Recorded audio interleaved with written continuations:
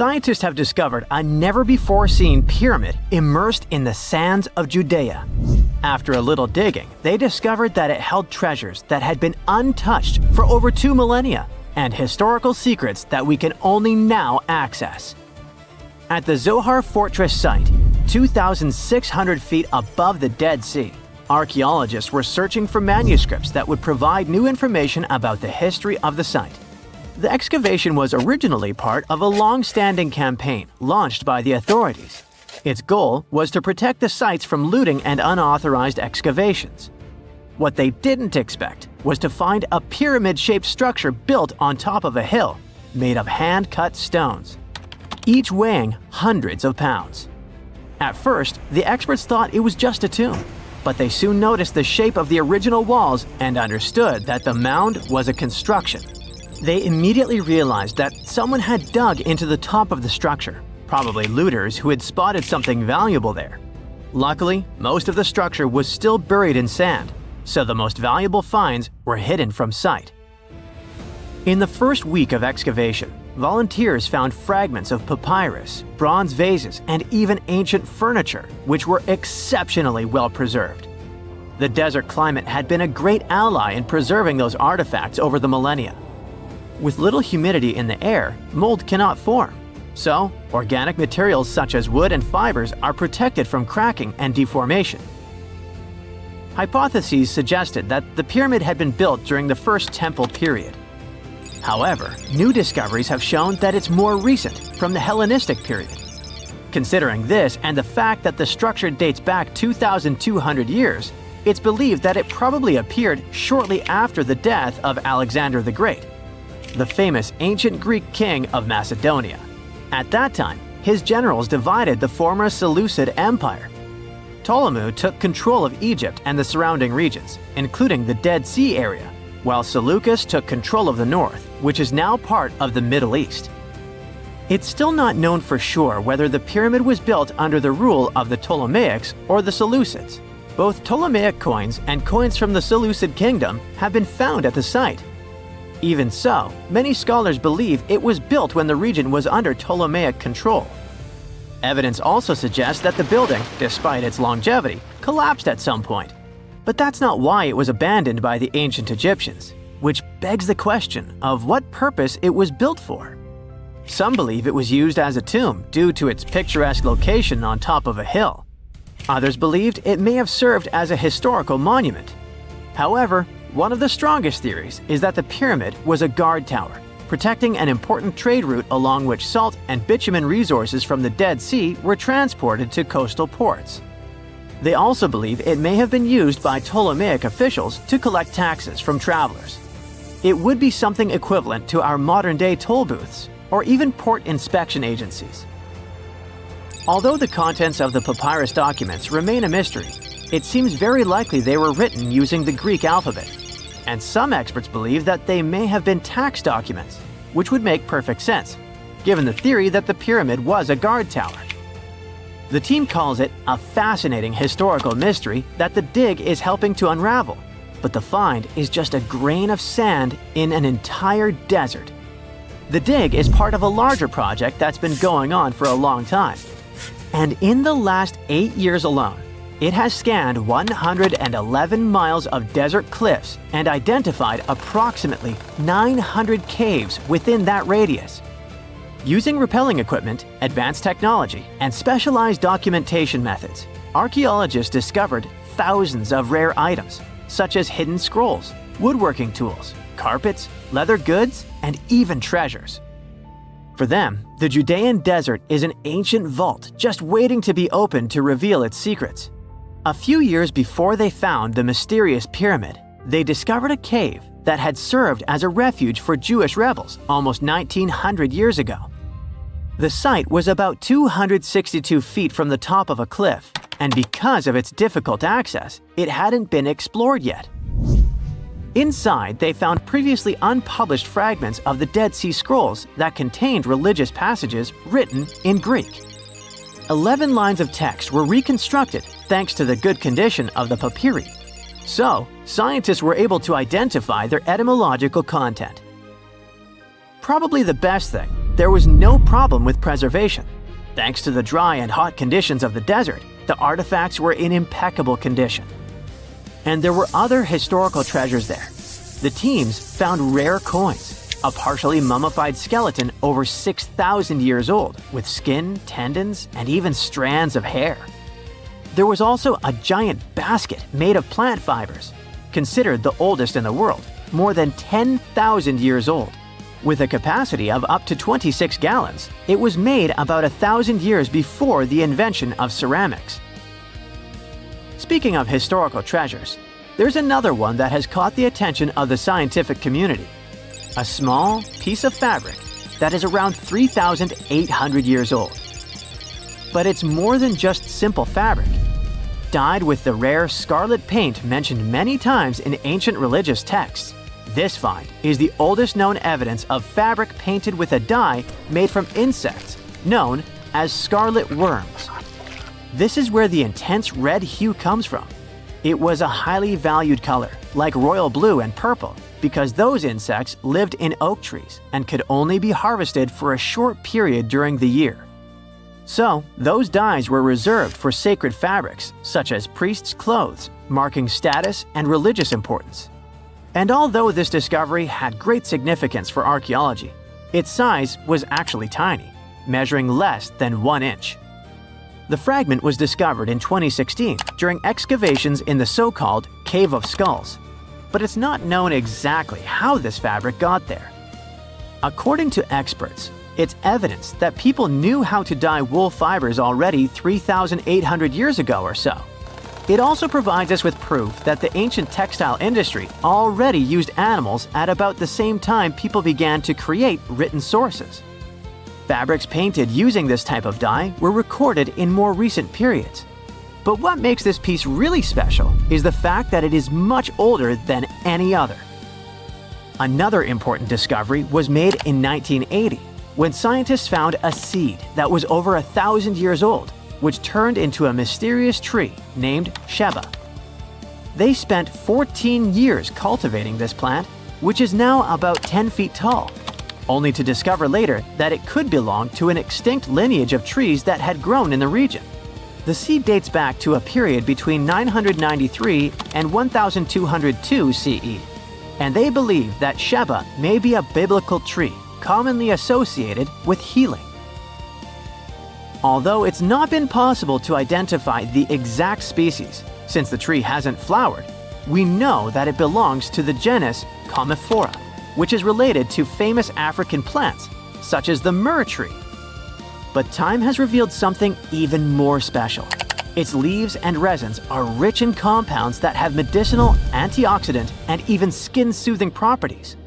This means that the tree may represent a forgotten lineage whose resin had medicinal value and was mentioned in ancient texts. This brings to light how ancient people dealt with botanical medicine. Imagine working 7 days a week on a large-scale construction site. You, along with thousands of others, carry millions of stone blocks and put them on top of each other according to a complex system. You work without modern construction equipment. You have no air conditioning or constant access to water. It's so hot outside that you can fry eggs on the road.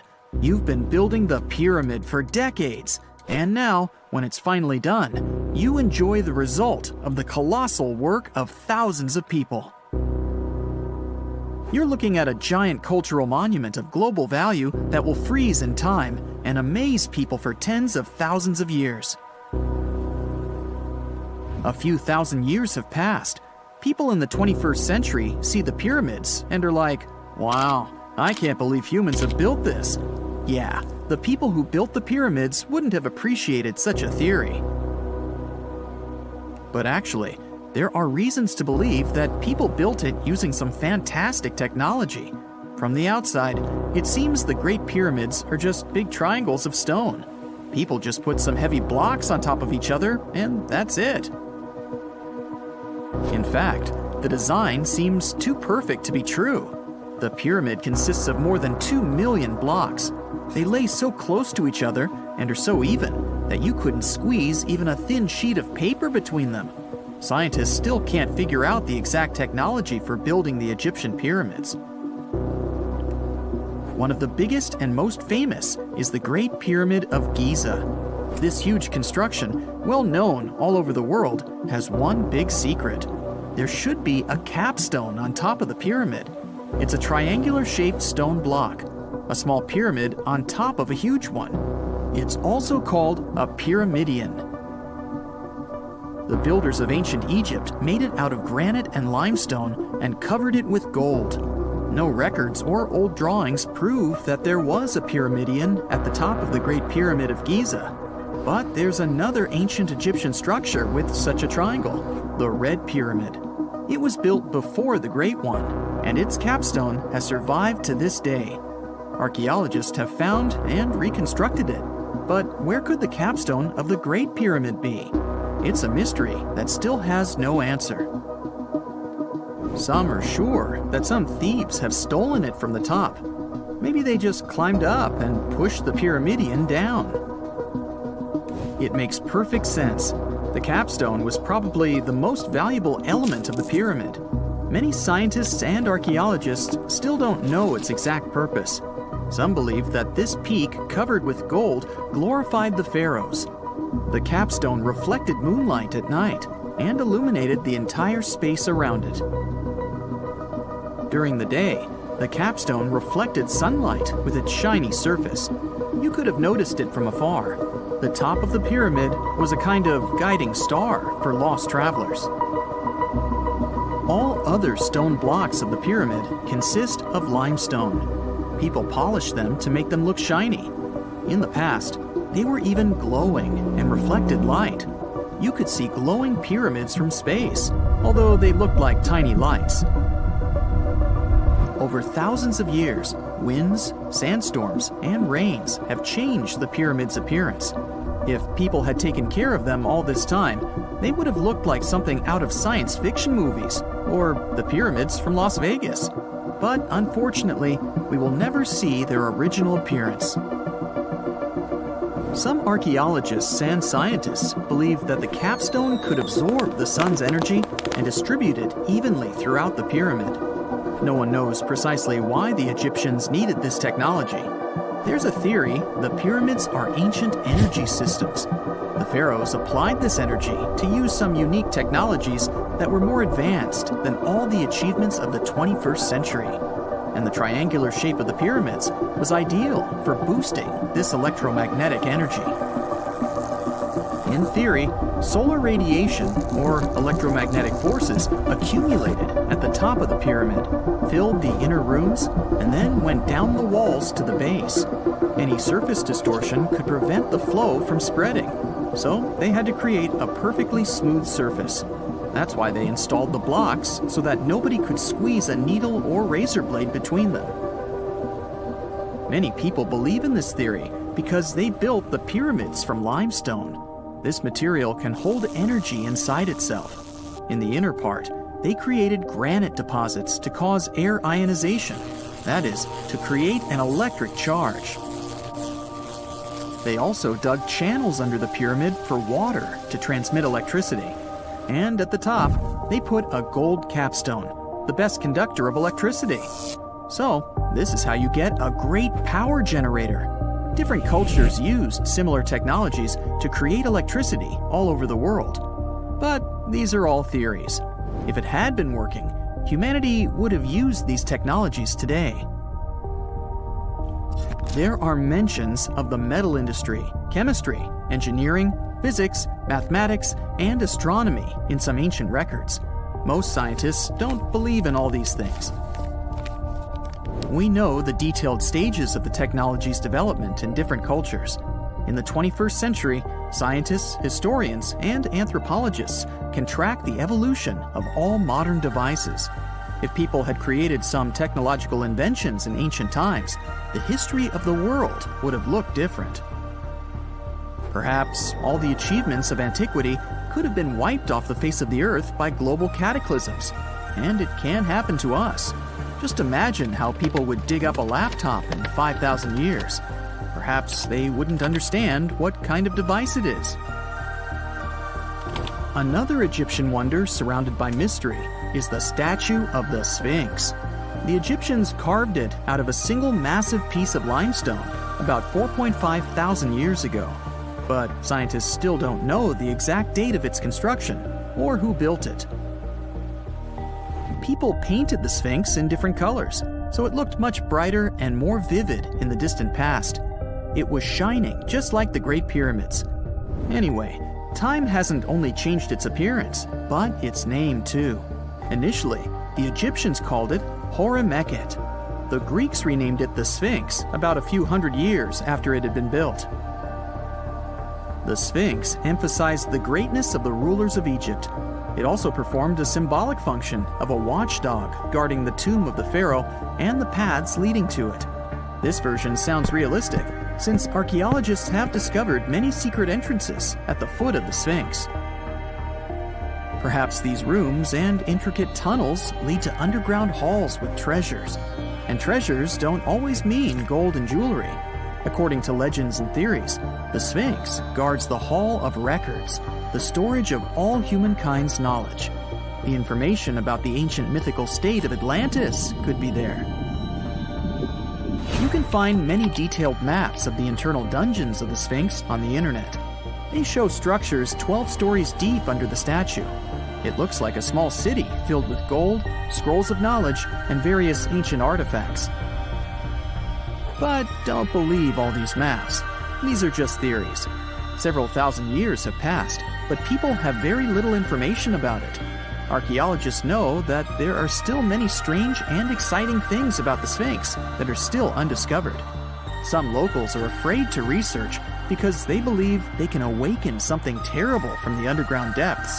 Therefore, it's mostly scientists from other countries who conduct the excavations. In 1998, scientists discovered strange tunnels leading to empty rooms under the Sphinx. They realized that some people tried to get there through tunnels in the past, and maybe those people took all the treasures that were there. One of the legends says that some powerful artifact lays beneath the Sphinx. Its technology can change the whole world, but the locals are hiding it because it can damage the planet. Some believe that you can find evidence of unknown technologies painted on the granite walls in the pharaohs' tombs. But most likely, these paintings and signs tell us the myths and legends of ancient Egypt. But what if Egyptian symbols and drawings are detailed instructions for using ancient technologies? What if the locals that lived at that time thought, people in the future won't be able to get energy themselves. Let's leave some detailed instructions for them. Anyway, there are many riddles and theories. In reality, the search for answers is a dangerous undertaking, since it's not easy to get into the underground halls. Excavations can ruin the structure of the entire Sphinx. Any person inside the tunnels may get lost and never be able to find their way back. Besides, it costs a lot of money. Now, what would be awesome is if people could invent some device that could scan underground areas and show their detailed models. X-rays are a type of invisible radiation that can pass through our bodies and objects. They're very important in the field of medicine because they allow doctors to see inside our bodies without having to perform surgery. Now, let's dive into how X-rays work. They're a kind of electromagnetic radiation, just like light or radio waves. However, they have much higher energy than light, which makes them able to go through objects that light cannot. Imagine you have a powerful flashlight. If you try to shine it through a wall, the light won't go through because the wall is too thick. But these rays have enough energy to go through walls and even our bodies. The discovery of X-rays happened by accident in the late 19th century. A scientist was experimenting with cathode rays, which are a type of radiation. He was working in his lab and noticed that a nearby fluorescent screen started to glow, even though it was not directly exposed to the cathode rays. He realized that something invisible was causing the fluorescence, and he named it X-ray, because X is the mathematical symbol for something unknown. He continued experimenting with such rays and discovered that they could pass through many objects, like flesh and bones, but not through denser materials like metal. He also found that X-rays could create images on photographic plates, just like a camera takes pictures. The way this works is quite fascinating. Imagine you're standing in front of a bright light and you hold your hand in front of your face. Your hand blocks the light and you can't see through it. But if you place a sheet of tissue paper in front of your hand, some light will pass through, and you'll be able to see the outline of your hand. X-rays work in a similar way. When a doctor wants to take an X-ray of a part of your body, they will ask you to stand or lie down next to a machine. This device has a special plate that can capture the image. Let's say the doctor wants to further examine your arm. They will place the X-ray plate on one side of your arm and the machine on the other side. Then, the machine will produce a controlled burst of X-rays that pass through your arm. Remember how we talked about the tissue paper allowing some light to pass through? Well, in this case, some of those X-rays will go through your arm, while others will be absorbed or blocked by the denser parts of your body, like bones. The plate captures the X-rays that pass through your arm, and it creates an image. This image shows the bones and other structures inside your body, allowing the doctor to see if there are any problems or injuries. Now, you might be wondering why X-rays can pass through some things but not others. It has to do with the density and composition of the objects. Denser materials like bones absorb more X-rays, so they appear white in the image. So when you look at the result, you'll see your bones as white shapes. Other tissues like muscles and organs are less dense and allow some of those rays to pass through, so they appear as gray shadows. What if I told you there's a whole new way you can peek inside objects, but without using X-rays? I'm not talking about magic powers. Take a comfortable seat while I explain what muography is. This fascinating scientific technique allows us to see inside objects and even beneath the Earth's surface using a special type of particle called a muon. These elementary particles are very similar to electrons, but they're much heavier. They are created high up in the Earth's atmosphere when cosmic rays, which are particles coming from space, collide with the air molecules. Now, muons are special because they can pierce through different materials. They can pass through rock, soil, and even buildings. Scientists realized this potential back in the 1950s when they were studying cosmic rays and noticed that some of the particles could pass through thick materials.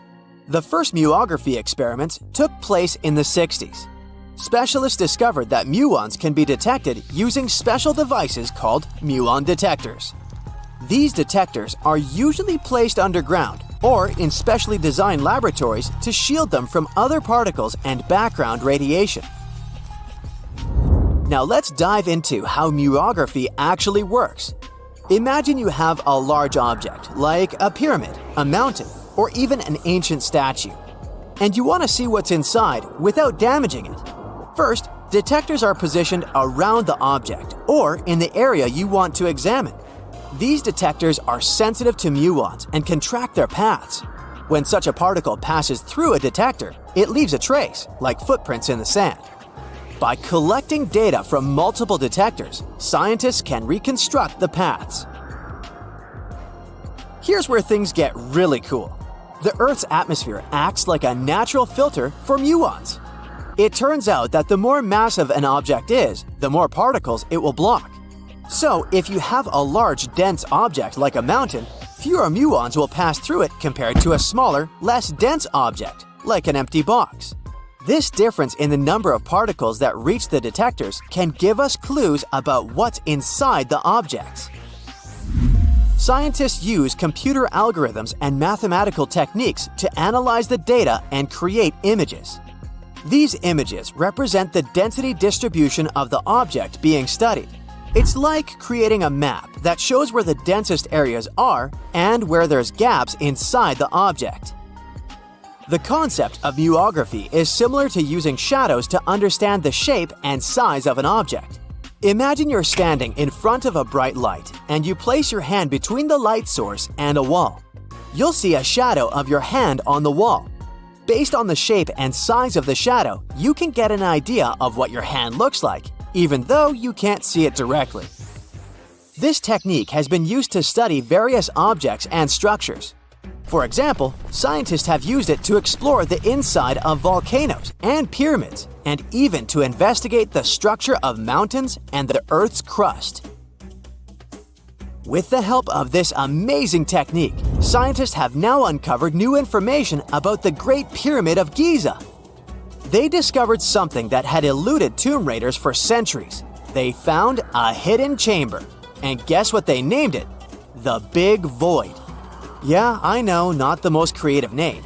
They even used 3 different muon detection techniques just to be super sure that it was indeed a big, mysterious void inside the grandest pyramid of them all.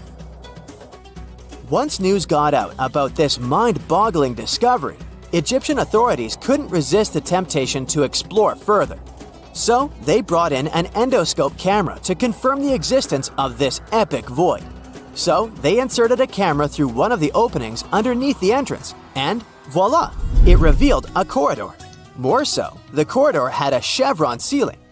I can't help but imagine the ancient Egyptians using it as a cool dance floor. Another team of scientists decided to take another shot at scanning this newfound void. According to them, the Great Pyramid of Giza is a pioneer in the pyramid game. It used a technique called chevron to cover internal structures and keep them from collapsing. Now, why did the ancient Egyptians build this corridor and the grand void it leads to? One theory suggests that the corridor was built to relieve pressure inside the pyramid. Another theory says that the void could be a result of the pyramid's construction process. It could have been an internal ramp used to move roof blocks into position, and then it was left there or filled loosely with rubble. According to other enthusiastic explorers, there might be another burial chamber waiting to be discovered. They believe that the pyramids were built with a dash of randomness in the construction process. As the builders worked their magic, they realized that some chambers wouldn't be able to handle the weight of a majestic sarcophagus. So they made adjustments on the fly, creating new plans as they went along.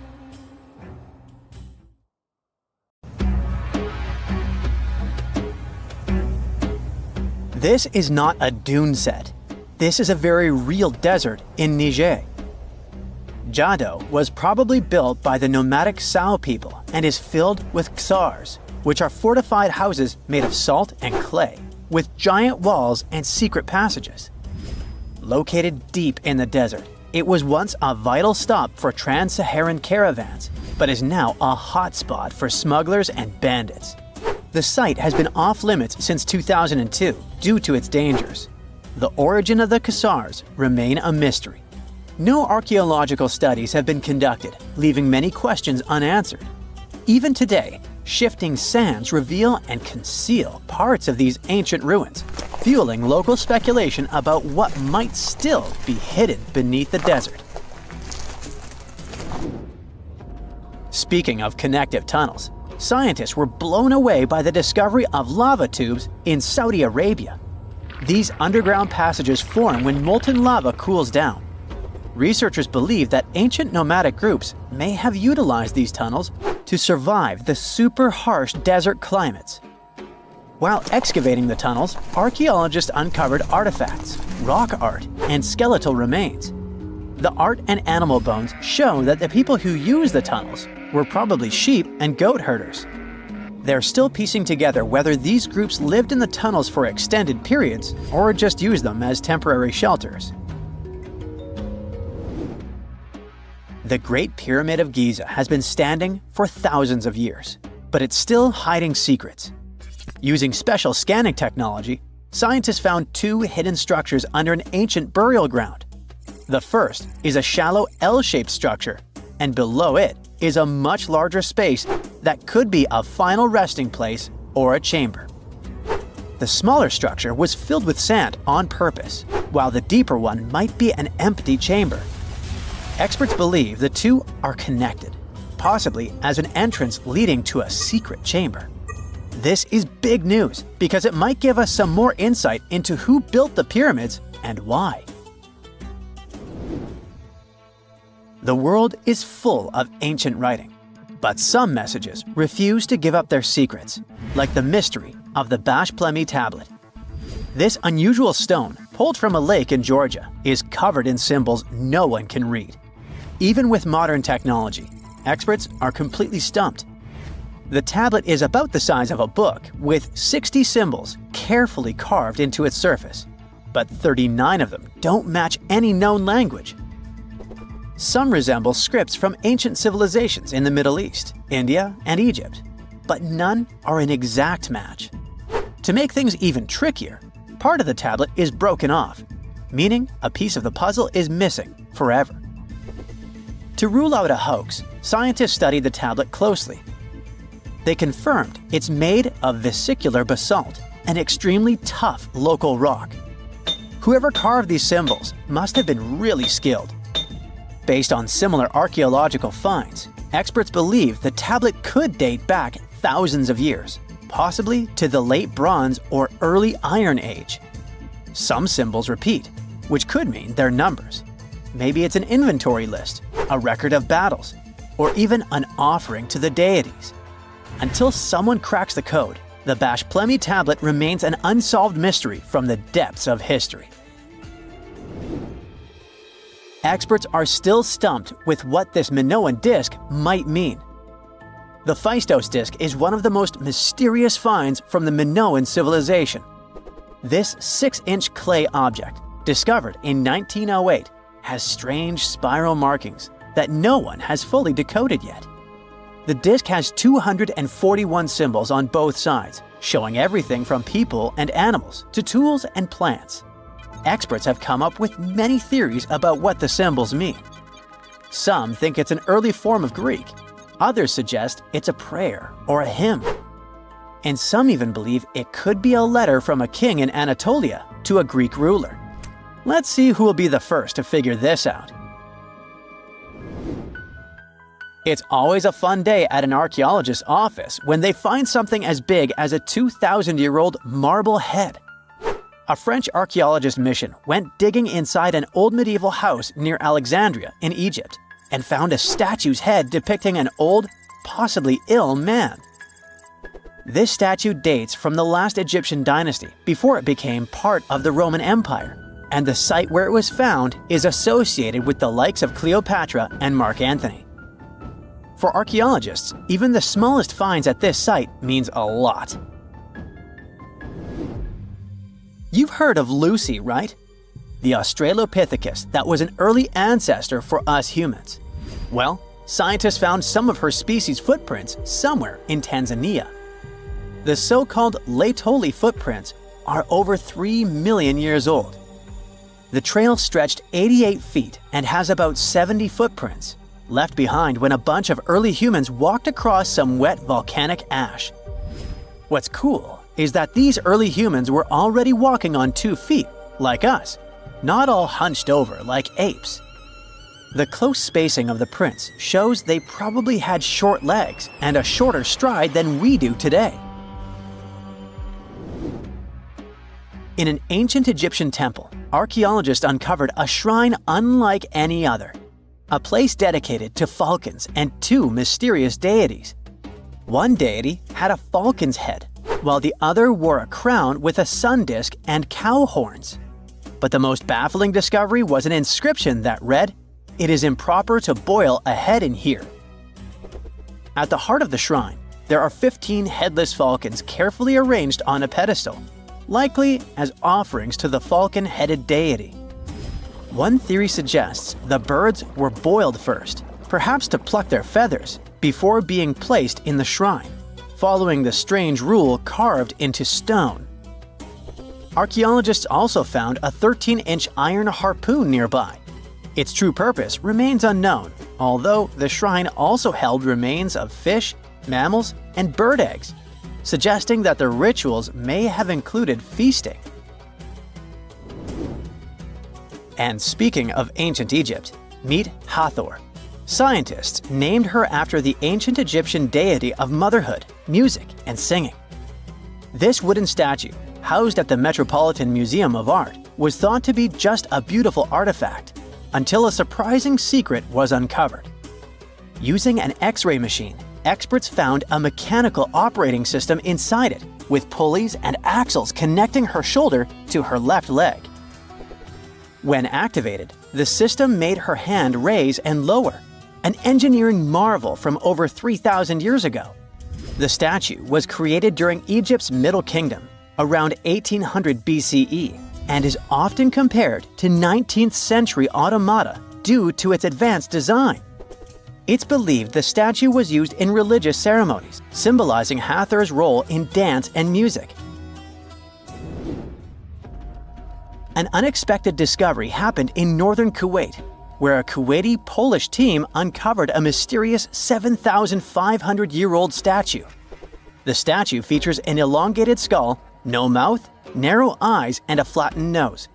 This feature is thought to be an Ophidian figurine, named after the Greek word for snake, and it was likely made by the Ubaid culture, a civilization known for their pottery skills. While no one knows exactly what role this weird statue played, it might have been linked to rituals or symbolic practices. Some scientists think these figurines, found in homes or final resting places, were tied to important cultural beliefs. We couldn't mention unresolved mysteries of this world without speaking about these elongated skulls. In the deserts of Peru, researchers uncovered 5 ancient skeletons, 2 with unnaturally elongated skulls. While head shaping was common in many cultures, these skulls defy explanation. Local legends tell tales of the so-called Gentiles, a mysterious race banished underground by the powerful deities. Some say this is what the skulls represent. Others think this is some type of genetic anomaly, which was confirmed after finding an infant skull, too large to be artificially shaped. In 1850, French scientist Auguste Mariette went to Egypt looking for manuscripts, but accidentally found a head of a sphinx sticking out of the dunes. He cleared the sand and figured out the Sphinx was guiding the entrance to some underground construction. Several months later, he finally entered the Serapeum of Saqqara. Inside, he found an enormous granite sarcophagi with remnants of 64 bulls. Scientists are still amazed by the tech that the ancient Egyptians used to transport those enormous boxes. The Serapeum was built around the year 3000 before the Common Era. It was an underground tomb built to honor the sacred Apis bulls of ancient Egypt. It had a long hallway, almost 500 feet long, with giant stone rooms on both sides. Some of the sarcophagi weighed as much as 50 average cars, and all of them were made with super precision, with exact 90-degree angles. These sarcophagi were beautifully decorated with hieroglyphs and carvings that told stories about the lives and importance of the Apis bulls. Now, there are 24 sarcophagi left. In ancient Egypt, Apis bulls were very special animals connected to the deity Ptah. They thought the bulls carried Ptah's spirit and wisdom, helped the pharaoh, and protected the Egyptians. Priests looked for special markings on young bulls to find Apis bulls. It could be a white triangle on its forehead, which symbolized divine light, a shape on its back like a vulture's wing, and a scarab shape under its tongue, which stood for rebirth. If a bull had these signs, they believed it was chosen by Ptah and treated it like royalty. The chosen bulls lived in a special temple in Memphis, the city where they worshipped Ptah. They received the best care and offerings from visitors who wanted their blessings. When an Apis bull passed away, it was treated with great honor and mummified. When Mariette entered the Serapeum, he noticed traces of rollers on the gallery's floor and found 2 wooden horizontal winches. Each had 8 levers. Later, other explorers saw double rails. The burial chambers were lower than the hallway floor. To get the boxes into place, workers filled the chambers with sand so the sarcophagi could be rolled in straight. Then they slowly removed the sand to gently lower the boxes into perfectly cut spaces in the bedrock. A carved stone sign found in the Serapeum said it took 28 days to move just one sarcophagus and its lid into its spot during the time of Ptolemy II. The extreme precision of the sarcophagi with 90-degree angles also has an explanation. Ancient Egyptians wrote texts, or rather, papyrus, on geometry a long time ago. It shows that they knew the approximate number pi and could calculate the volume of a pyramid with its top cut off. If they could figure out complicated math like that back then, it makes sense that they could also carve perfectly flat surfaces 500 years later. All this sounds pretty legit, but some people think certain things don't add up here. The size of boxes is way larger than the size of bulls, yet they buried pharaohs in tiny coffins that barely fit their bodies.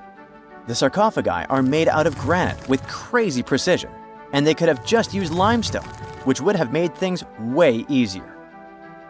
The transportation of the boxes seems pretty simple, but only in theory. If one person could pull about 440 pounds, then at least 250 people would be needed to pull just one box. The tunnels in the Serapeum are really narrow, only about 2 feet wider than the boxes themselves. There's no way hundreds of people could have squeezed into those tight spaces to pull the boxes. And even if they did, how would they turn the box in the cramped corridor, lower it into its niche, and place it perfectly in the middle? Somehow they did this 24 times, and every box is centered perfectly. Plus, the chambers were dusty, and there were no signs of soot from lamps. This means they must have worked in almost complete darkness. The real use of the boxes could also be different. A long time ago, even before the Egyptian pharaohs ruled, the local people already knew how to use fermentation. It happens when tiny organisms called yeast eat certain ingredients like starch and turn them into gas and ethanol. So someone in ancient Egypt probably put food like barley, bread, and even meat inside a giant stone box, then closed it tight with a heavy lid. These stone boxes, carved from granite, were so precisely made that they were almost completely sealed, so nothing could escape from it. As the yeast inside the box started working, it created more and more CO2 gas. It built up pressure inside the box. The granite boxes were incredibly strong. They could handle more pressure than a car tire can hold. When granite was squeezed under such pressure, its crystals produced a tiny electric charge. This effect was possible because granite contains quartz, a material that reacts to pressure this way. The process also needed meat or animal parts, possibly to help the yeast grow better. Meat contains something called oleic acid, which yeast needs to keep growing and to survive the bad effects of the ethanol it produces. As the pressure inside the box kept growing, the combination of gases and electricity made these boxes not just ancient fridges, but powerful energy systems. Over time, the pressure inside got so strong that it could push the lid open and the gas would escape with a pop. But when people rediscovered the Serapeum in 1850, they found old drawings that showed piles of stones stacked on top of some of the box lids. So, someone long ago probably tried to make the lids even heavier by adding extra weight to make it harder for the gas pressure to push them open. This extra weight also meant the quartz crystals in the granite could keep creating more electricity under all that pressure. If someone opened one of these stone boxes thousands of years later, they would only find bones from bulls that were placed in the box. And that's exactly what Mariette discovered in the 1850s. They opened the Serapeum for visitors soon after the first excavations in the second half of the 19th century. Prince of Wales even had a luncheon with his guests in one of the sarcophagi. Sands and earthquakes made the site inaccessible for a while, but now you can visit it again and try to solve the mystery yourself. With new tech, we could have answers to many other historical mysteries soon. A team of scientists at Chicago's Field Museum of Natural History recently used a special CT scanner to learn more about ancient Egyptian mummies without unwrapping them. They gently rolled 26 mummies on custom carts out to the parking lot, where the scanner was waiting.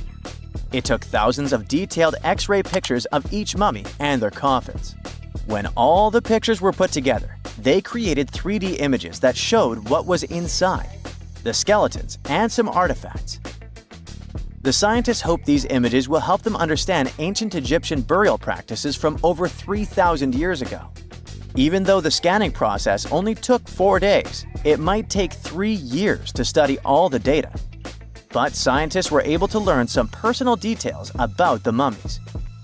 One of the most popular mummified individuals at the museum, Lady Chineta, was a woman who lived in ancient Egypt about 3,000 years ago. It looks like she passed away in her late 30s or early 40s. To make sure her body looked complete for the afterlife, embalmers put stuffing in her neck to keep it from collapsing. They also placed artificial eyes in her sockets, so she would have eyes in the next world. She was wrapped in fancy linen and placed in a beautifully decorated coffin.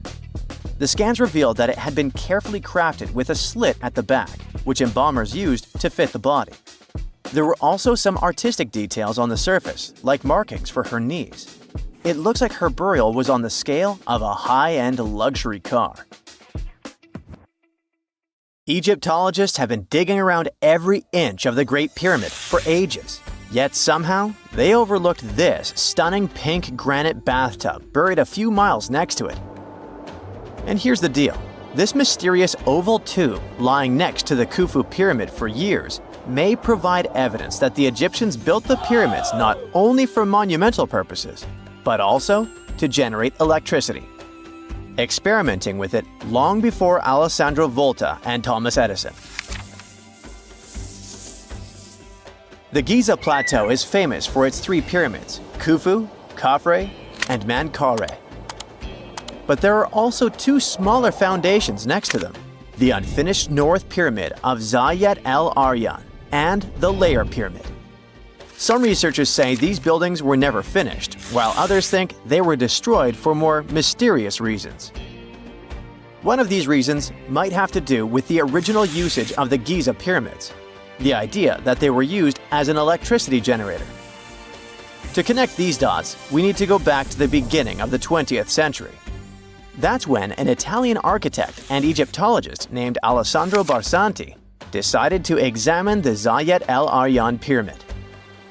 Near the site, he noticed something unusual: scattered granite fragments. To a casual passerby, these might have seemed insignificant, but Barsanti recognized the signs. You see, ancient Egyptians often used sites to prepare stones before transporting them to their final destinations. The fact that there was granite on the ground intrigued him. Granite was a more expensive material than the limestone typically used for pyramids, which suggested that it might have been intended for an important and possibly hidden structure. At a depth of 68 feet, they encountered a huge pink granite block. He kept going with the excavations, and they revealed ancient inscriptions carved into the stones. They sent the drawing to experts, but no one could decipher what they meant. Were they instruction sets to something? That's when Barsanti made his biggest discovery. He found an oval-shaped vat carved from pink granite and polished to a mirror-like finish. The thing is, the vat had been carefully sealed. When they opened it, they found a thin black residue along the walls. I'm thinking something in the lines of a black oily substance. This discovery raised many questions for him. It didn't make sense to him that ancient Egyptians would go above and beyond to seal and protect this strange vat. By 1911, Barsanti had to abandon his effort to figure out what was the deal with that mysterious pit. But his findings intrigued researchers all over the world, and they've got their own opinions about it. One of these modern theories suggests that the other pyramids could have been used as a part of a bigger whole. It suggests that the Khufu pyramid was actually used as a water pump designed to irrigate the desert area. Apparently, the pyramid's internal chambers would function as a hydraulic system. In the 1990s, an engineer took this theory seriously and studied the pyramid's subterranean chamber. Surprisingly, he found actual signs of water damage. Apparently, the pyramid generated powerful compression waves, aka pulses, that could create electricity. This raised an important question. Could the ancient Egyptians have used the pyramids as a generator in order to produce electricity? On paper, that was proven to be possible, but hey, agreeing on the original use of the pyramids is probably one of the most difficult things in the world. So, we're still not 100% sure about this. Apart from that, Egypt is a playground for important discoveries regarding humanity's past. I mean, scientists have just discovered what looks like a cosmic command center, similar to that room from the Doctor Strange movies. They discovered an L-shaped astronomical observatory, measuring around 9,000 square feet, dating back to the 6th century BCE. Definitely the first and largest of its kind from that era. The mud brick structure housed tools used for calculating dates related to ancient Egyptian rites, royal coronations, and agricultural plans. This observatory is located in the archaeological site known as the Temple of Buto, just 50 miles east of Alexandria. It's pretty impressive. The structure was designed so that you'd get inside the room through an east-facing entrance. This way, you'd get to see the sunrise. Once inside, you'd find a pretty huge shadow clock, used to tell time by tracking the movement of shadows inside the room. This variant of a sundial clock was nearly 16 feet long. That was quite an exciting discovery. Another interesting one was that scientists and Egyptologists have discovered the first ever pregnant mummy. Now, even if we know quite a lot about mummification processes, we keep making discoveries that open new doors into the lives of ancient Egyptians. It took so long for someone to find out this mummy was expecting at the time she was embalmed because she was placed in a male's coffin. More specifically, a male priest. Historians say that during the 19th century, a lot of traders mixed coffins up in order to sell them. Yes, that means they opened them and switched mummies to please their buyers. It was a complete surprise because they were hoping to study more about ancient health issues when they opened this coffin up. But they had another special research on their hands: prenatal practices in ancient Egypt. This mummified woman who lived about 2,000 years ago was from 20 to 30 years old when she passed away. She was found in Thebes, and her remains were incredibly well preserved. You see, mummification recipes varied across Egypt. In this woman's case, researchers could tell she was a member of the high society since she was buried with special amulets. But since mummification methodologies differed so much between cities and time periods, they still have to dig further to understand why she was embalmed along with her baby.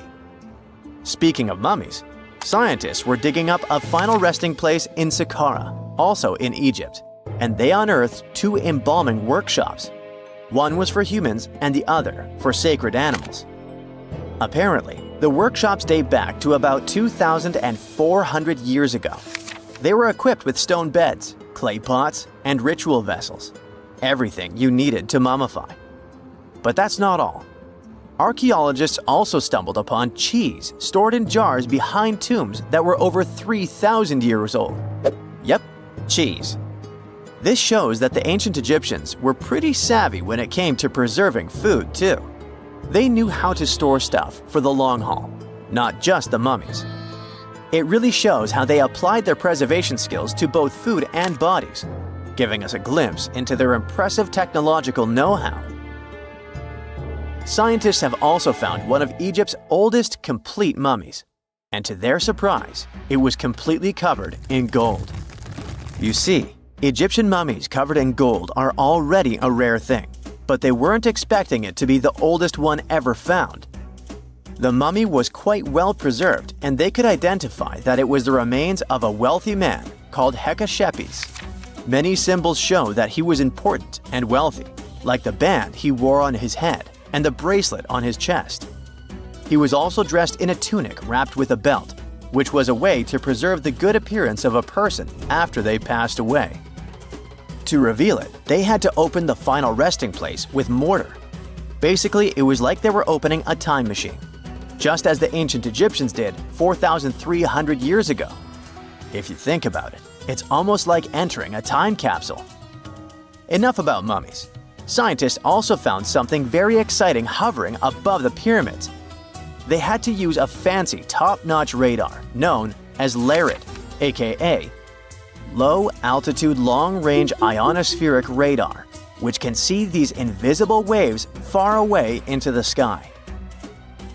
LARID helped them discover giant plasma bubbles floating in the air above the pyramids. These bubbles are called plasma bubbles, and they wreak havoc on modern technologies. I mean, they can disrupt GPS and phone signals for hundreds of kilometers in diameter from where they're located. These bubbles are massive, sometimes as big as cities, and they're caused by the sudden depletion of charged particles in the ionosphere. So, instead of spreading out evenly throughout the ionosphere, they stick together in this wave-like form. This was a pretty important discovery because it can help scientists understand how to prevent these waves from messing with our technology. Most people know that pyramids were built as grand tombs for the pharaohs, designed to ensure they had a smooth journey to the afterlife. The Great Pyramid of Giza, for instance, was constructed for the pharaoh Khufu. But what most people don't know is that this whole pyramid building trend started right here with the step pyramid of Djoser about 4,700 years ago. This massive structure was built for Pharaoh Djoser, a ruler from Egypt's 3rd dynasty. It rises 7 layers high above the ground and stands about 200 feet tall. We think of it today as a phenomenal architectural project, but for ancient Egyptians, the step pyramid of Djoser turned out to be more like a massive experiment, a trial run, if you will, to perfect their building skills before they moved on to even more ambitious pyramids. Reaching new heights is super exciting, but the real mystery is what is going on below the ground. In this pyramid's underground labyrinth, there is a network of tunnels stretching about 3.5 miles long, and some researchers believe these tunnels might have been part of a sophisticated water system that could completely change what we think about pyramid construction. Let's talk about this massive complex located in Saqqara. Surrounding the pyramid, there's what's known as a dry moat, a continuous trench that is up to 164 feet wide and almost 2 miles long. It forms a sort of rectangular shape around the pyramid. This trench has an average depth of about 65 feet. Now, if you were to add up all the earth and rock they dug out to create this moat, it would be about 10 times the volume of the step pyramid itself. For the longest time, people just assumed this trench was nothing more than a huge quarry, a place where they dug up stone and clay to build the step pyramid. Makes sense, right? But when you take a closer look, it doesn't add up. The trench is too narrow and deep to be practical for mining, and its layout doesn't match anything we know about ancient Egyptian quarrying methods.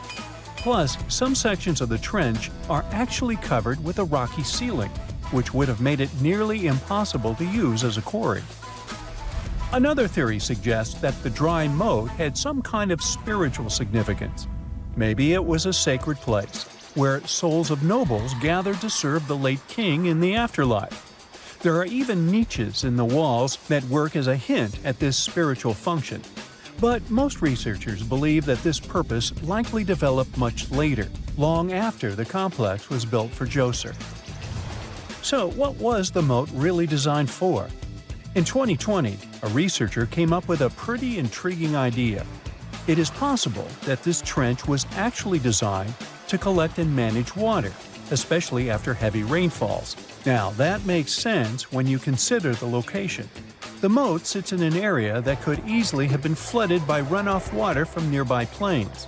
This could also explain why the trench wasn't used for new graves until much later when the climate became drier and less prone to flooding.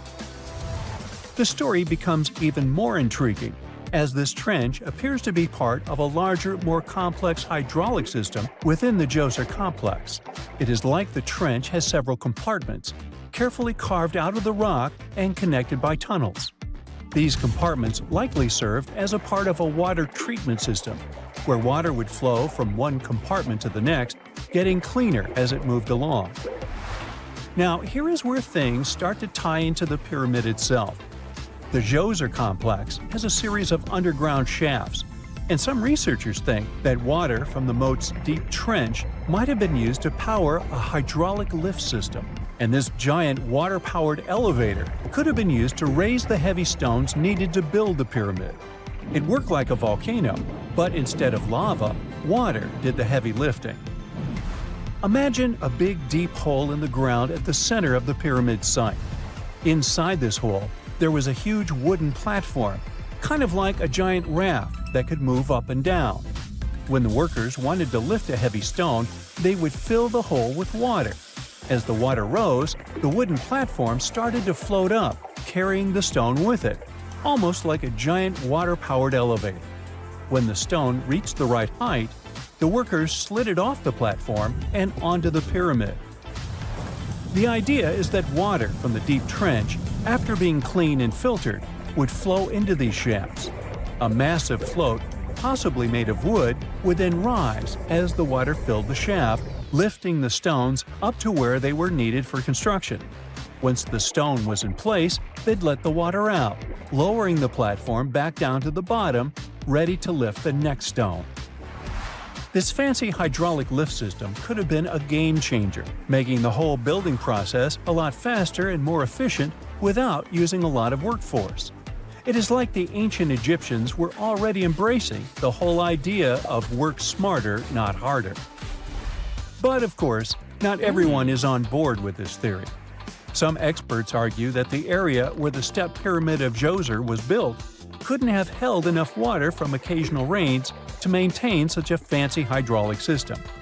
The main theory suggests that, in the past, there might have been some kind of lake nearby that would have filled up after a period of rain, and this lake could have supplied water to the complex's hydraulic system. But there is no mention of such a lake in any ancient Egyptian writings, so it might be more of a what-if situation than a reality. And then there's the issue of the hard work itself. Remember when I said this method could have allowed the ancient builders to raise stones with far less effort? Well, that might not be entirely true. According to some experts, just building this hydraulic device would have required a lot more heavy work than simply moving the stone blocks using good old-fashioned manpower. And let's not forget, the step pyramid of Djoser is like a baby pyramid compared to those that came later. The stones used for Djoser's pyramid weighed, on average, about 660 pounds each, which is nothing compared to the more than 2.5-ton blocks used later for the pyramid of Chephren. If this cool water lift theory gets completely ruled out, we still need to explain how this pyramid was built in the first place. To answer that, we need to rewind a bit and talk about the original plans. See, before Djoser's tomb became a pyramid, the idea was to construct a simple mastaba. This type of tomb was pretty common in earlier periods, a flat-roofed, rectangular structure with sloping sides. But after the original mastaba was finished, they decided to expand it a bit by adding more layers on top. And then they added even more layers, until the construction reached 6 distinctive steps, each one smaller than the previous. And they probably did all this by raising those heavy stones using ramps, not a water-powered elevator. There is still so much we don't know about the step pyramid of Djoser. More research is definitely needed to fully understand how this system worked, or if it even existed at all. But the idea of using water to help build the pyramid adds a whole new layer to our understanding of ancient Egyptian engineering. It's a powerful reminder of just how clever and resourceful those builders were, using the natural landscape and the power of water to create one of the most iconic monuments in history. Secant, cosine, tangent, sine, 3.14159.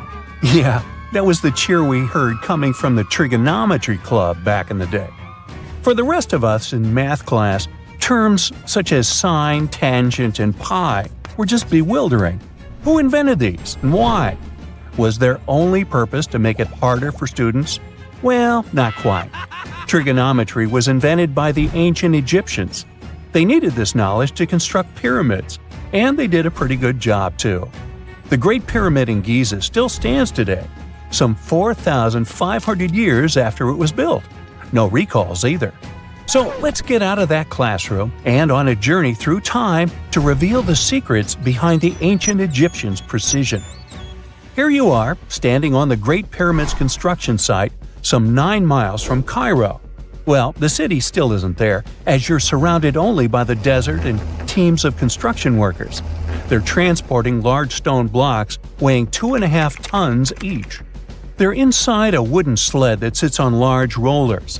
A crew of 8 men rolls these blocks along the ground.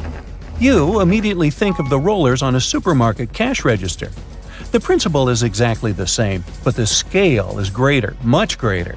Scientists estimate that the Egyptians used 2.3 million such blocks in the Great Pyramid alone. And the block in front of you is one of the lighter ones. The heaviest of them weighed up to 15 tons. But where did all these blocks come from? Most of them originated from quarries around Giza. It's not that impressive, you think, but wait until you hear how ancient engineers transported the granite used in construction over 500 miles to the pyramid. There were no railways or highways back then, but the mighty Nile was always there. Researchers even believe that the Egyptians dug a canal to connect the Nile directly to the pyramid's construction site.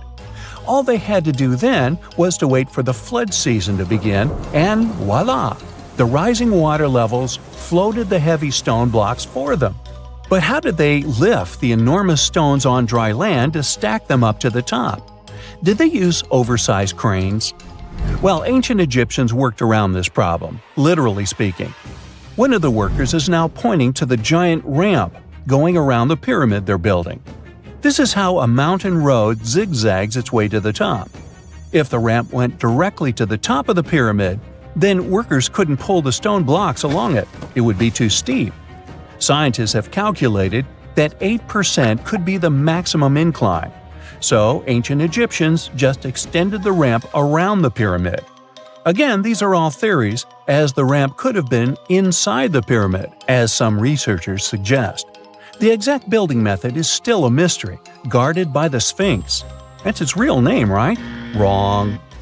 As the Great Sphinx is just the statue's alias. You know, the name writers take when they want to hide their true identity, or a singer's stage name.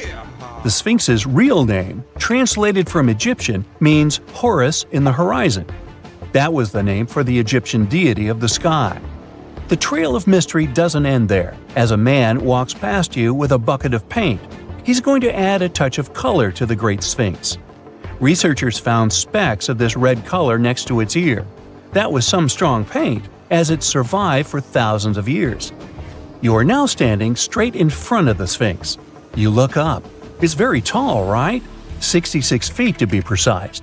Now resist the urge to take a selfie. You can do it. Now you notice something else. It looks like the Sphinx is in the center of a giant triangle in the back. That's one side of the Great Pyramid.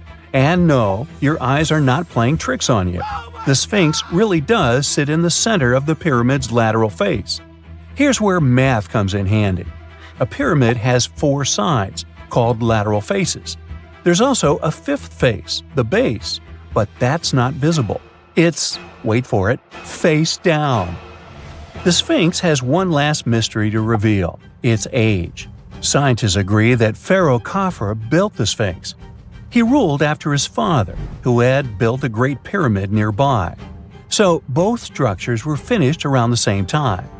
Let's talk about numbers again.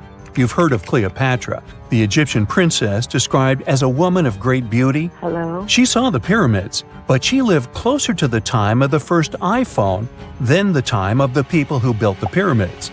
Fascinating, right? You can see thousands of people around you. They're working hard to build the pharaoh's tomb. But how many of them are there exactly? One Greek philosopher estimated there were as many as 100,000 workers. Seems like an okay number for such an enormous structure, but it can't be true. Science simply can't back up this number. Egyptologists put the total number of workers at 30,000. And yes, Indiana Jones was one of them, at least on the big screen, but he showed up late.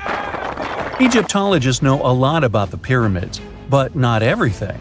Not because they don't want to, but because they haven't yet dug up enough evidence. They can only guess how the building process went. First, engineers would arrive to choose the right spot and do the necessary measurements. That's why they needed all that complicated math. Then, it's time for sourcing the material, the large stone blocks I mentioned earlier. When boats deliver them to the site of the future pyramid, workers can finally do their thing. They operated in smaller groups, but there were at least 2,000 of them chiseling and carving away at any given time. Sounds like a typical construction site today? Well, that's because it is, just thousands of years ago. It's amazing what ancient Egyptians were able to achieve with just copper and stone tools. The pyramid is now complete in front of you. But is it the same pyramid we see today? Why is this structure shining bright in the desert sun? Isn't it supposed to be a dusty yellow color? Well, no. Human activity and the elements have completely stripped the outer layer of stones over time. Expert craftspeople polished these blocks using nothing but stone and sand. The end result was a smooth and shiny rock. On the day it was completed, the Great Pyramid of Giza was a perfect triangle of light. Its polished sides acted like giant mirrors, reflecting the powerful Egyptian sun. This is the point where you should put your glasses on, and that shiny thing you see at the pyramid's very top is actually gold. The capstone at the top of the pyramid is called a pyramidion. It was covered in sheets of gold. As you can guess, these were the first stones to disappear. Let's make another stop before we get you back to your classroom. We travel to the British Isles, and no, Stonehenge isn't our destination. It is Newgrange in County Meath. Scientists estimate that the ancient peoples of Ireland built this stone monument around the year 3200 BCE. This makes it older than both Stonehenge and the Great Pyramid in Giza. The function of the circular mound in Newgrange is the same as the one of the Great Pyramid and equally mysterious.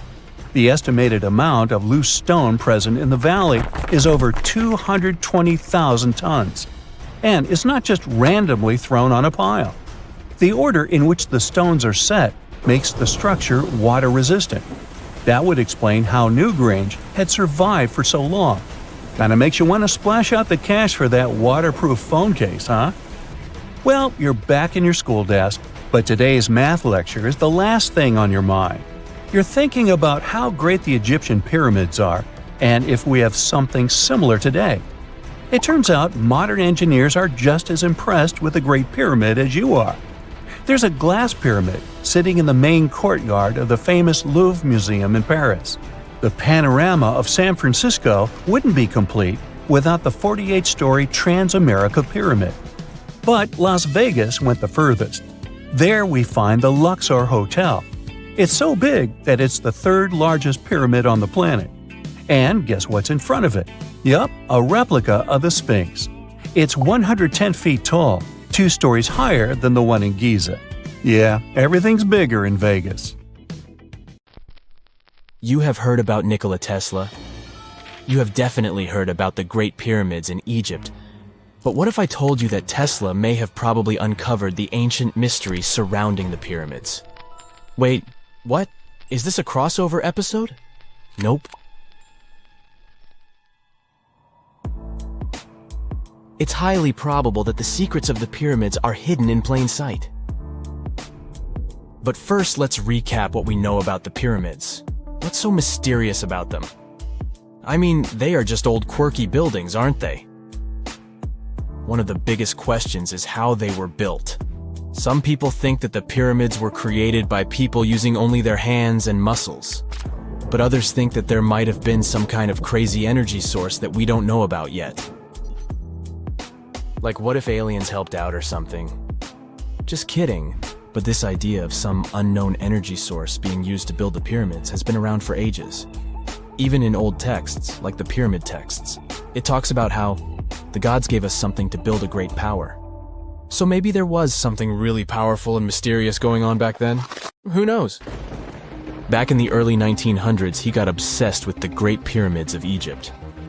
He read numerous books about these ancient structures and was blown away by how much energy they seemed to have. At that time, not many people knew much about electricity, and Tesla started to wonder if there was some kind of advanced tech hidden in the pyramids. He had an idea that the power of the pyramids had to do with electromagnetism, and he put a lot of time and effort into trying to figure out the mystery. Tesla had some pretty unusual theories about the Great Pyramids. He thought that they could actually store and move electricity, which could then be used to power up the areas around them. He also had this theory that the pyramids were built using some kind of crystal energy. He believed that the chambers inside the pyramids could have these super powerful crystals that could control the electromagnetic fields. But that's not all. Tesla also had this idea that the materials used to make the pyramids had properties that allowed them to trap energy from the sun and the moon. And not just a little bit of energy. He thought that the pyramid could actually create this massive energy field that could light up whole cities or even brighten up dark places. He thought that the pyramids could be used as giant power plants to generate electricity and run machines. Tesla even believed that the pyramids were somehow linked to cosmic energy, which could be used for spiritual enlightenment and healing. How very new age of him. Anyway, Tesla wasn't just pulling these ideas out of thin air. He was seriously into studying everything he could about the pyramids, from ancient artifacts and texts to hieroglyphs and drawings. And he came up with this idea that the pyramids were designed to be energy amplifiers, and some kind of unknown energy source was used during their construction. Some people thought Tesla was eccentric for coming up with these theories, but his ideas have actually had a huge impact on the way we think about the pyramids today.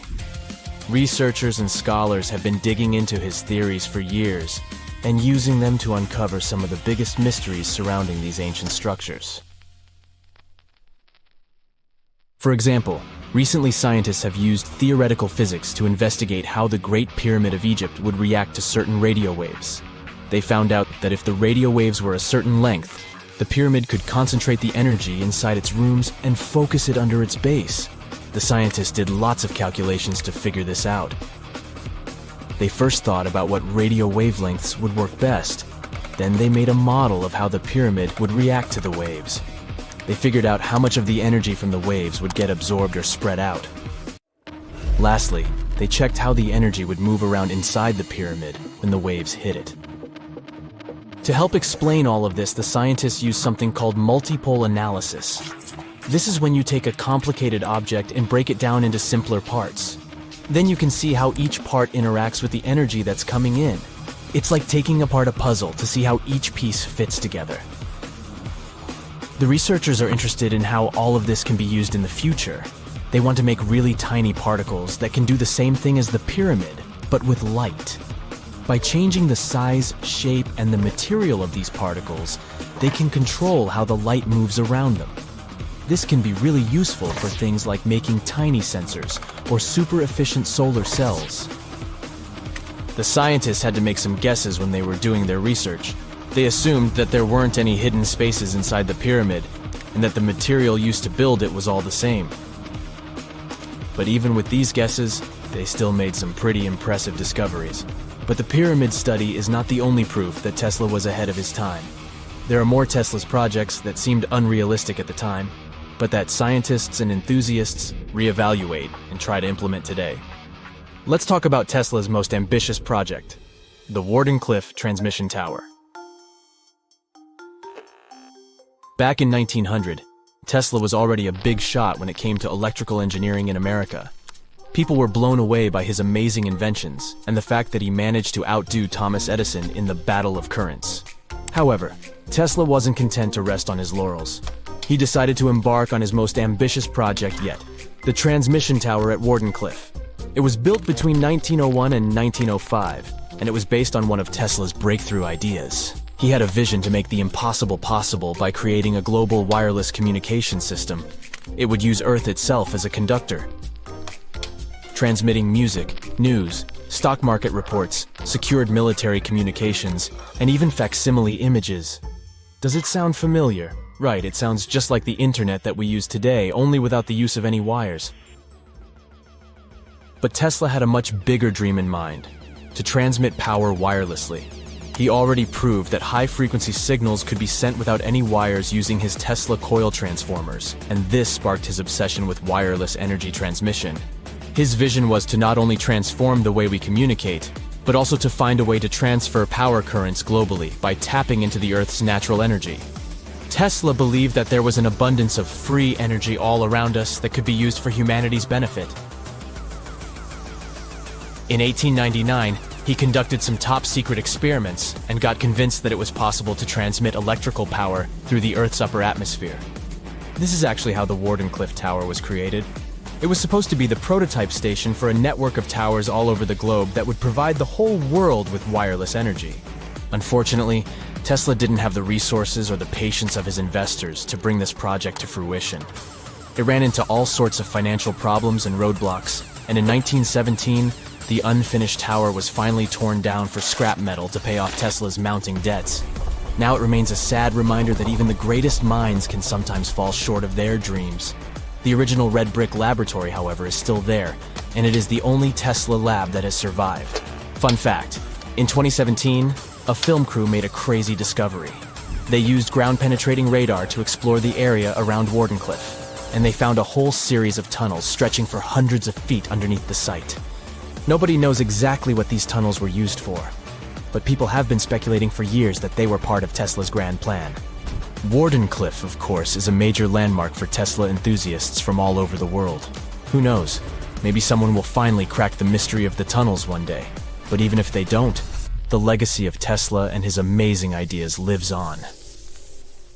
Consider the Great Pyramids, one of the original 7 wonders of the world and the only one that still exists today. Did you know that the pyramids of Giza weren't the only pyramids out there? And they weren't even the first ones. First, there were the pretty good pyramids, but they didn't catch on. Nah, I made that up. Back to the story. In ancient Egypt, it was believed that kings were chosen by gods to serve on earth as their mediators. In the afterlife, they were expected to become gods themselves. The pyramid complex was built to make sure that the king had everything they might need in the afterlife. The complex included the pyramid, a palace, and temples. The tomb in the pyramid, where the king was buried, was filled with many things they might need, like furniture, food, and gold vessels. Actually, the first pyramid had been built 80 years before the first pyramid of Giza appeared. Overall, there were around 100 of them. Some weren't finished though, since the construction took a while and not every pharaoh lived long enough to see the end of the construction. And now let's talk about the construction itself. The biggest of the pyramids of Giza is as tall as a 40-story building. So how on earth did they manage to build a structure that massive 5,000 years ago, long before machines and other equipment appeared? Well, let's figure it out. So Pharaoh Khufu ascended the throne around 2575 BCE, and his architects started the construction of the oldest and biggest of the pyramids of Giza. He figured that over 2 million limestone blocks had to be used to build the pyramid, each weighing around 2.5 tons, around the weight of a rhino. The architect wanted to finish the construction in 20 years. To make it possible, a stone had to be carried and pushed into place every 4 minutes, 24 hours a day, 7 days a week, and 365 days a year, except leap year. So obviously, a lot of workers were needed to make it happen. Many believe that it was enslaved people who worked at the pyramid's construction site, but that's not true. Workers came from all over Egypt to contribute to the project. All in all, around 25,000 of them. The Egyptians were doing all kinds of work, starting with manual labor and crafting tools to administrative work. They all worked around 10 hours a day. They were housed and well fed, and they were overall living a more comfortable life than an average Egyptian could afford at that time. Supposedly, the builders lived in a nearby temporary city and were a highly organized community with a strong leader. The pyramids seemed to be designed to align with the points on a compass, and their sides symbolized the rays of the sun. But back at that time, there were no compasses. Ancient Egyptians figured out the directions themselves and with amazing precision. To align the pyramids, they used 2 constellations. The construction site was arranged on the west bank of the Nile River. This also had a symbolic meaning. Just like the sun sets in the west, life sets in the west as well. The second pyramid of Giza was for Khufu's son, Pharaoh Khafre. It's a bit smaller, but this one has the famous noseless statue of the Sphinx. Of course, originally it had a nose. I would tell you what happened to it, but it's still a mystery, and no one knows for sure. Sphinxes have the body of a lion and the head of a human. They were considered guardians of important areas. This famous sphinx, also pronounced sphinx, has the head of Pharaoh Khafre and is guarding his pyramid, facing the sunrise. The sphinx is one of the biggest and oldest statues in the world. Originally, it not only had a nose, but was also painted. Scientists have discovered traces of the red color of its face. So, most likely, the sphinx was painted red. There are also remains of yellow and blue color on its body. The statue definitely wasn't boring. Till around 1800, the Sphinx was buried up to its shoulders until an adventurer with a team of 160 men dug it out. But let's get back to the construction. The workers, of course, needed stone blocks. There were two main places where people could get these stones. One source was close to the construction site, but that fossil-lined yellow stone was only suitable for the pyramid's interior. The limestone blocks for the exterior were hauled from 8 miles away on 30-foot-long sleds. Apparently, it wasn't too hard to pull them. The sand mixed with the right amount of water was pretty slick, and 10 people could move a sled even with a rock weighing so much. Surprisingly, cutting off a block of limestone wasn't the biggest problem. When in the ground, it was soft and could be split relatively easy. But after getting exposed to the air, limestone hardens. So the most difficult part was to shape the blocks. That step was crucial because the smallest inaccuracies could lead to the whole pyramid collapsing. So, okay, those limestones were mined, carried on a sled, shaped, and then what? How could they be put into place? Well, this is still a mystery. Archaeologists have discovered the remains of a ramp system that dates back around the time the pyramids were being built. So historians have come to the consensus that, most likely, the Egyptians designed a unique ramp system to move and pull huge stone blocks. The most common opinion is that there were several ramps around the pyramid. There probably was a central ramp with 2 staircases on each side of it built over the pyramid stones. The ramp was growing as the pyramid was getting higher. People might have been walking up the stairs, pulling up stones on wooden sleds. But this is just one of the options. Other experts say that the ramps were around the pyramid, and some say that the ramps were inside the pyramid. Maybe we will never know for sure, and it'll forever remain a mystery. The exterior limestone of the pyramid was polished with sand and stone until it gleamed. On top, there was a gold and silver capstone, which glimmered over Egypt like a second sun. So, that's how it was 5,000 years ago. Now, about the interior. Surprisingly, there's not much inside the pyramid. Most of it is just solid stone with very little open space. But let's take a quick look inside. From the entrance, there are 2 stairways, one going down and the other going up. They take us to the chambers. There are 3 of them inside. Now, why is that? Apparently, throughout the whole construction, a burial chamber had to be prepared at all times, just in case a pharaoh kicked the bucket before the construction ended. So, separate chambers were built one after another as the construction progressed. The last of them was the main one. It's called the King's Chamber. It's the one where Khufu is resting. It's the biggest room at the very heart of the pyramid, and there's a big passageway leading to it. It was likely used as a kind of elevator to move granite up to build the interior. Granite was also used to make 5 stories of support beams to ensure that the pyramid didn't collapse. And we can see that it worked since it's been standing for centuries. Unfortunately, none of these chambers have hieroglyphs on the walls. If you want to see the writings, you should go to the decorated tombs near the pyramids. Those pieces of art are depiction of ancient Egypt's culture and daily life. The texts allow researchers to study their language and grammar. The treasures that once were in the pyramids have been taken by people. There are also many secret tunnels and passages inside the pyramids, but even today, no one knows the whole plan of the interior. Scientists have been sending little robots with cameras inside for many years, but there's still a lot we don't know about the pyramids. Now they're trying to use an X-ray to scan the pyramids from the outside without going inside. So yeah, ancient Egyptians did create a mystery no one has been able to crack for 5,000 years already. There are mysterious plasma bubbles floating around the pyramids of Giza.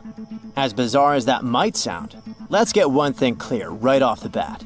There's nothing extraterrestrial going on here. Plasma bubbles are those weather anomalies that form in a layer of Earth's atmosphere called the Ionosphere. This is an invisible layer surrounding our planet that stretches roughly from 50 to 400 miles above Earth's surface, right at the edge of space. In this layer, the sun, being the giant hot power that it is, basically cooks gases, splitting them into electrically charged particles called plasma. Here's where it gets interesting. At night, especially near the equator, these charged particles get disturbed, and when a bunch of them suddenly vanish at the same time, it forms what we call a plasma bubble. Imagine it like a big empty pocket where the plasma is missing or its quantity is lowered. But it's only considered a plasma bubble if this phenomenon occurs on a large scale, typically around 62 miles in size. If you're already packing your suitcase for Egypt and have put binoculars to look at the tips of the pyramids, I'm sorry to say that we can't see these plasma bubbles with the unaided eye. It's all happening way above our heads, completely invisible to us. Scientists need to use special equipment, like the Latitude Long Range Ionosphere Radar, or LARID, to detect these bubbles. This advanced technology helps researchers track and observe the movement and formation of plasma bubbles in real time. This formation, by the way, can be triggered by solar storms. That brings us to November 2023, when an impressive solar storm occurred. On a scale from 1 to 5, this one was classified as a G3, which is considered a strong event. Solar storms occur when sunspots are basically cooler, darker areas on the sun's surface, release bursts of energy into space. These flares triggered several geomagnetic storms on Earth.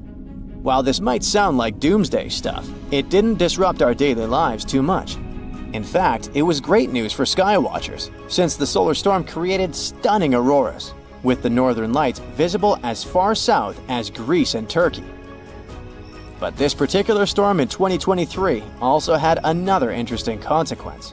It caused the largest plasma bubble ever recorded by the Chinese radar. This phenomenon was so massive that it covered regions as far apart as the Egyptian pyramids and the Midway Islands in the Pacific Ocean. Now that's a huge distance, and it is a big deal for science. And that's because plasma bubbles are a growing threat to modern technology. Experts say they can disrupt satellite communications and GPS systems. So if you're using Google Maps or Waze and suddenly it can't figure out where you are, a plasma bubble might be to blame. Great. We now know what's going on with those bubbles, detected above the pyramids of Giza. But things get even weirder inside this ancient construction. Apparently, the Great Pyramid of Giza has the ability to concentrate electromagnetic energy within its interior. A couple of years ago, a group of researchers decided to see what would happen if they took this ancient architecture and hit it with radio waves. I mean, waves that are similar to the kind your phone uses, but on a much larger scale, up to 1,900 feet long. But since they couldn't just start blasting radio waves at the actual pyramid, they did the next best thing: computer modeling. Using these simulations, the researchers discovered something incredible. The Great Pyramid can actually concentrate electromagnetic energy within its internal chambers, as well as underneath its base, where an unfinished chamber is located. By concentrate, I mean something like trap it. For example, when you shout into a cave, you hear your voice echo back, right? The sound waves don't just disappear, they bounce around and get focused. Similarly, when radio waves hit the pyramid, they don't just pass through or around it. Instead, they get absorbed, bounce around, and focus inside and underneath the pyramid. Our list of mysterious phenomena surrounding the Egyptian pyramids doesn't end there. Inside the pyramid, there's a long, narrow passage that leads to what's known as the King's Chamber. This room sits at the center of the pyramid, and it's believed to have been the final resting place of Pharaoh Khufu, the ancient Egyptian leader who commissioned the entire thing over 4,000 years ago. When visitors step into the king's chamber, two things normally strike them: the room's incredible acoustics and its heavy, imposing structure, which is entirely lined with red granite. Recently, scientists have started to connect these two facts. Some researchers now believe that the king's chamber might be able to catch or pick up sound energy generated from other parts of the pyramid.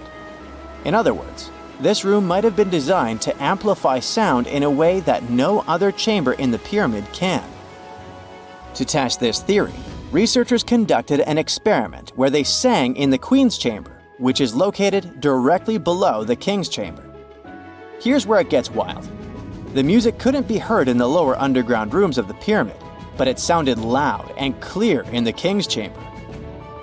One possible explanation for this is the type of stone used in the King's Chamber: pink granite.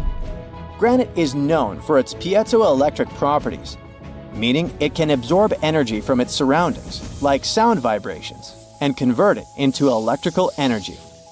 This suggests that the chamber's unique acoustics might be due to more than just the shape of the room.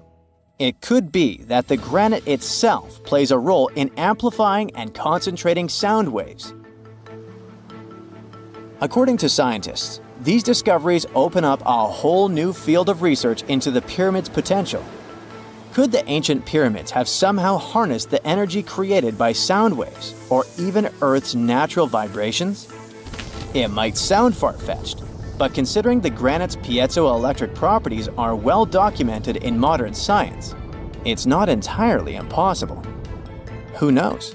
Maybe we've only just scratched the surface of what the pyramids were truly capable of. Speaking of just scratching the surface, there's even more to think about, like how the pyramids ended up in such a perfect location.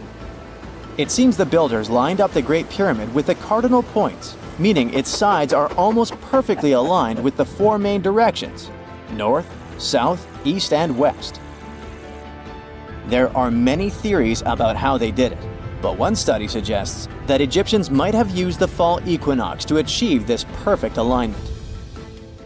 During the equinox, the sun rises and sets directly in the east and west. It probably made it easier for builders to use the sun's position as a guide. By watching the sun during this time, they could make sure the pyramids were positioned just right. If we think about all these strange things about the pyramids, I mean their perfect alignment, the ability to concentrate radio waves, and the materials used in the chambers that might generate electrical energy, could the real purpose of the pyramids actually be much more complex than just being tombs? Well, Nikola Tesla thought so. It is said that the famous inventor and engineer was kind of obsessed with the Egyptian pyramids, and he wondered if they might actually be giant energy transmitters. He believed the shape and position of the pyramids could help them function as huge generators, capable of producing free, limitless energy. Some researchers agree with Tesla and believe that these massive monuments might have been designed as giant power plants. According to their theory, builders could have figured out how to move ions, those electrically charged particles in the atmosphere, by placing materials like copper, gold, and silver around the pyramids. So, it's definitely possible that the ancient Egyptians created a sustainable, renewable power source. Although this is a very interesting thought, we haven't been able to confirm this theory, and the true purpose of the pyramids remain one of humanity's biggest mysteries. 2 centuries ago, a 31-year-old Frenchman stormed into his brother's office in Paris. He had only one thing to share. "I've got it!" The man was so excited that he immediately collapsed. He spent the next 5 days in bed recovering his health. Who was this mysterious person, and why was he so thrilled? Jean-François Champollion made one of the greatest scientific breakthroughs in human history. He had cracked the code of Egyptian hieroglyphs. This enabled scientists to finally unravel the secrets of this ancient civilization. They weren't able to read hieroglyphs for nearly 2,000 years. After the Romans took over Egypt, the intricate writing system slowly faded away from people's minds. The last of the hieroglyphic texts date back to the 4th century. For thousands of years, Egyptians used images to show their lives. But the knowledge of how to read these pictures was lost to modern science. The story of hieroglyphs began in 3250 before current era. That's when ancient Egyptians developed writing. Their motivation was to better organize the distribution and storage of goods. One of the earliest examples is a ceramic jar that had an inscription in black ink. There were two major writing systems. The first were the hieroglyphs, which literally means sacred carving. Egyptians carved hieroglyphs in stone on temples, tombs, and similar monuments for 3,000 years.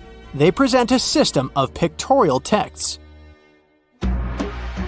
A pictograph is a picture or a drawing that stands for an idea of a word. It's a precursor to the true writing as we have it today. For example, when Egyptians wanted to write ibis, they would draw a small image of the bird. Hieroglyphs can be found on walls. They were a formal way of writing.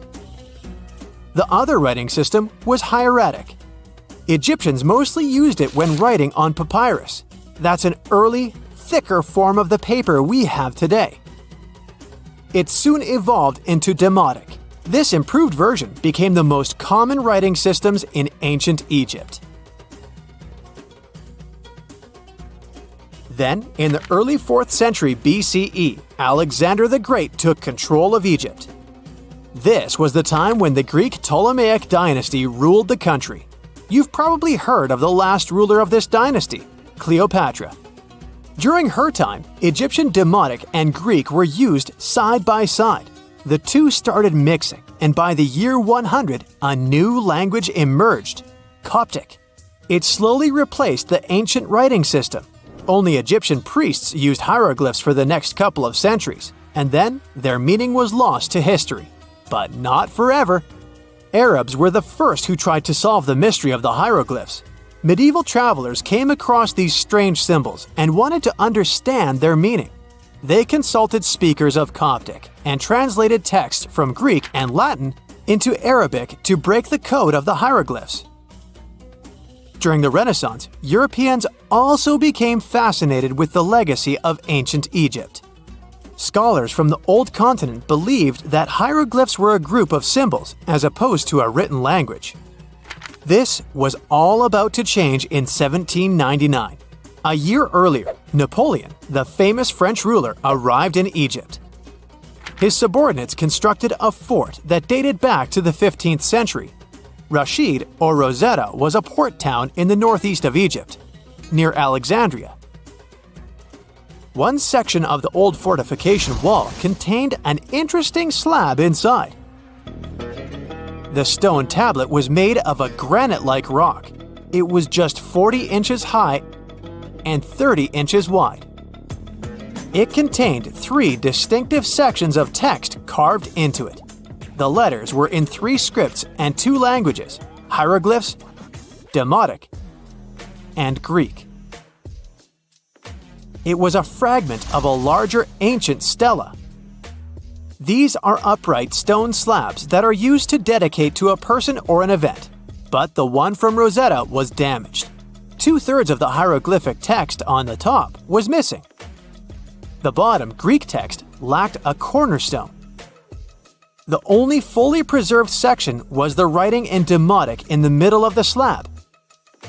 It eventually ended up in the British Museum. The scientific community was intrigued, and the race was on to decipher it.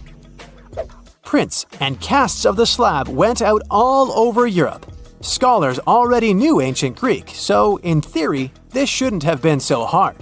The first people who saw the Rosetta Stone thought the process would take 2 weeks.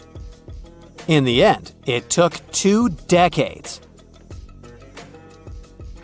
The main issue was the fact that hieroglyphs and spoken ancient Egyptian didn't have a connection anymore. Scientists didn't know what sounds the letters on the slab corresponded to. Imagine if English disappeared 1,000 years in the future. Then someone finds a tablet with the word dog. At first, they wouldn't know how to read the word or the individual letters. Even if they figured out how to pronounce the word, they wouldn't know its meaning. This is what linguists were dealing with in the case of the Rosetta Stone. The careful study of the artifact produced another find. The texts weren't direct translations of each other. They both described the same event, but in different words.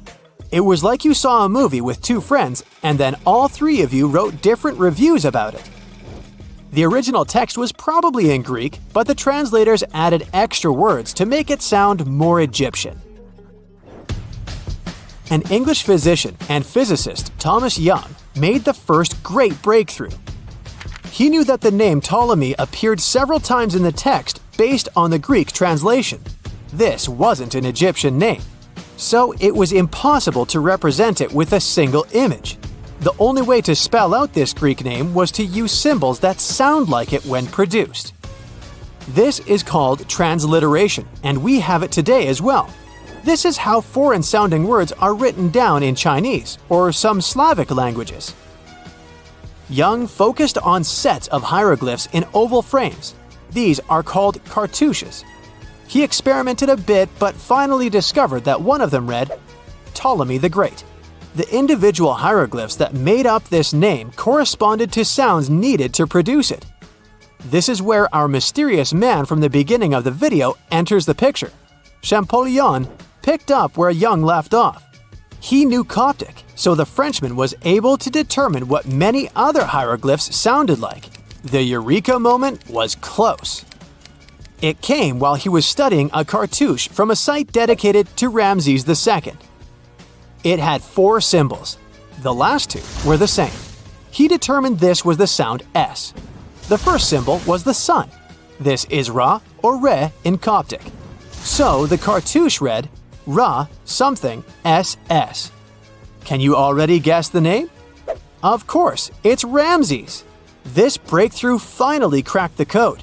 Ancient Egyptian wasn't a mishmash of cool-looking images. It was a phonetic language that Jean-François Champollion discovered in September of 1822.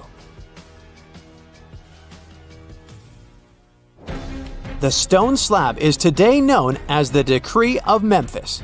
The Egyptian Council issued it in this city in the year 196 before current era. In it, they expressed their loyalty to the pharaoh. They erected identical stelae and temples all across Egypt. The Rosetta Stone was just one copy of them, but its content is less important than the fact that Champollion's translation gave these ancient peoples their voice again. During the 1800s, European scholars didn't think that the Egyptian civilization was much older than classical Greek or Roman. Now that scientists could read hieroglyphs, a whole new chapter of human history opened. One of the most famous finds in the history of archaeology happened in 1922. That's when the British archaeologist Howard Carter discovered the tomb of Pharaoh Tutankhamun in Egypt's Valley of the Kings. The whole world admired King Tut's golden mask. But without Champollion's pioneering work, it would be impossible to know who its owner was. The young pharaoh's cartouche is phonetic. For instance, you pronounce the pictograph of a chick as the vowel U. The symbol for the key of life is an ankh, and there is a shepherd's crook in the end. It symbolizes the word ruler.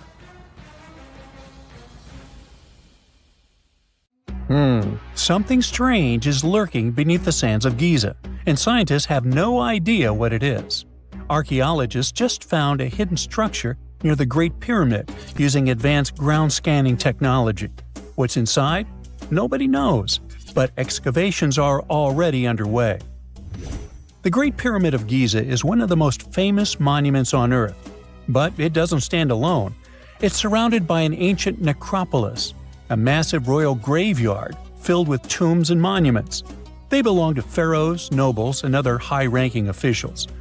Most of these tombs are above the ground. They're called mastabas, rectangular, flat-roofed tombs built from limestone or mud brick, and they've been studied for decades. But from old movies, we know that these weren't simple graves. They have deep vertical shafts leading to underground burial chambers, where the past was sealed away for eternity. And recently, archaeologists found one curious empty space in the cemetery, a completely unexplored patch of ground. No mastabas, no visible ruins, nada. For years they ignored it, but between 2021 and 2023, they decided to investigate. They didn't dig though. Instead, they used a technology that kinda acts like X-rays for the ground. These radars let scientists see the secrets hidden there. And there was something hidden beneath the sand. Something deliberately buried and forgotten. A two-part underground structure. One part was shallow and L-shaped. It's about 33 feet long and buried just 6.5 feet deep. But below that, a deeper, more mysterious anomaly. A structure completely different from anything else in the area. They called it a highly resistive anomaly, which means it's dense and solid, likely made of stone, sand, or even metal. And still, no one has a clue what's inside it. Now, it's clear that humans made the L shape. It wasn't formed by nature. And the shallower structure might have been an entrance to whatever is hidden below. But they only have some theories about what might be hidden there. It's also filled with sand and gravel. It was probably deliberately backfilled after its construction, perhaps to preserve this. Why? Well, we don't know yet. The archaeological team will need to excavate to understand what exactly this thing was and why it was built. The first guess is a lost burial chamber. Many tombs in Giza have underground burial sites, but most have clear surface markers. This one, for some reason, has nothing. But it could be one of them. The second guess is an ancient offering chapel. Egyptologists know that some chapels were built in this shape, but usually they were above ground, not buried like this. And finally, it might be something we've never seen before. If this turns out to be a new type of structure, it could rewrite what we know about the burials of pharaohs. The only way to know for sure is to dig it up, and that's exactly what's happening right now. Excavations are already underway. Archaeologists are racing against time to uncover the truth. But there's a real danger there too. Giza's fragile ancient structures need to be handled carefully. Otherwise, they could be damaged beyond repair. So all we can do is wait for the truth. Now, these tombs always held fascinating mysteries. Unfortunately, we'll never learn tons of these mysteries because of some relentless tomb robbers. Egyptian tombs were built to guard the bodies for eternity. But that absolutely didn't stop people from breaking in and stealing everything valuable inside. They've been bothering these ancient sites for thousands of years, starting way back in Pharaohs' times. Many of the most famous tombs, including those in Giza, Saqqara, and the Valley of the Kings, were looted. It was a common practice in ancient Egypt. And they were serious about this whole thing. They dug secret tunnels to bypass traps and walls, bribed or threatened tomb workers to get inside knowledge, cracked open sarcophagi to grab gold, jewelry, and artifacts. And by the time modern archaeologists got to most of these tombs, they had already been picked clean. The reigning pharaohs got tired of this infuriating nonsense. The Valley of the Kings, the famous burial ground of Egyptian royalty, was supposed to be the ultimate safe zone. Tombs were built deep underground, hidden in the desert.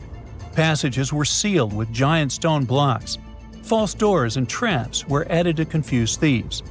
Even curses were written on the walls, warnings of horrible endings for anyone who dared to disturb the tomb, which is exactly where we got all those horror stories about mummies from. Spoiler alert, none of it worked. Most tombs in the Valley of the Kings were fully robbed within 100 years of being sealed. Even King Tutankhamun's tomb, one of the most famous in history, was broken into twice in ancient times. Some of them decided to try and fight back. The New Kingdom rulers built hidden unmarked tombs in a way that should have prevented the looters from finding them, but didn't work. Some pharaohs, like Ramses II, were moved in secret to prevent their bodies from being stolen. Nope, didn't matter. The grave robbers always won. That's because tomb raiders weren't just random thieves. They were skilled, organized, and well-connected. They knew exactly where to look. Many were the ones who had built these sites in the first place, and they knew where the entrances were. If they couldn't smash through the doors, they'd dig through the walls, floors, and even ceilings to break inside. They also worked fast, often within a few years after the tombs were sealed, before anyone forgot where the valuable stuff was. The Khufu's pyramid, the one that's next to this newly discovered structure, was looted long before modern times. The one thing left inside when explorers got there? An empty granite box where the sarcophagus used to be. Unfortunately, it's not just about gold. History itself gets stolen during these raids. Ancient Egyptians wrote detailed records of what exactly and where they buried. So when archaeologists compare these lists to what's found, they can see what's missing, which is often everything valuable. Most artifacts don't end up in museums. They just disappear into private collections, where they can never be studied again.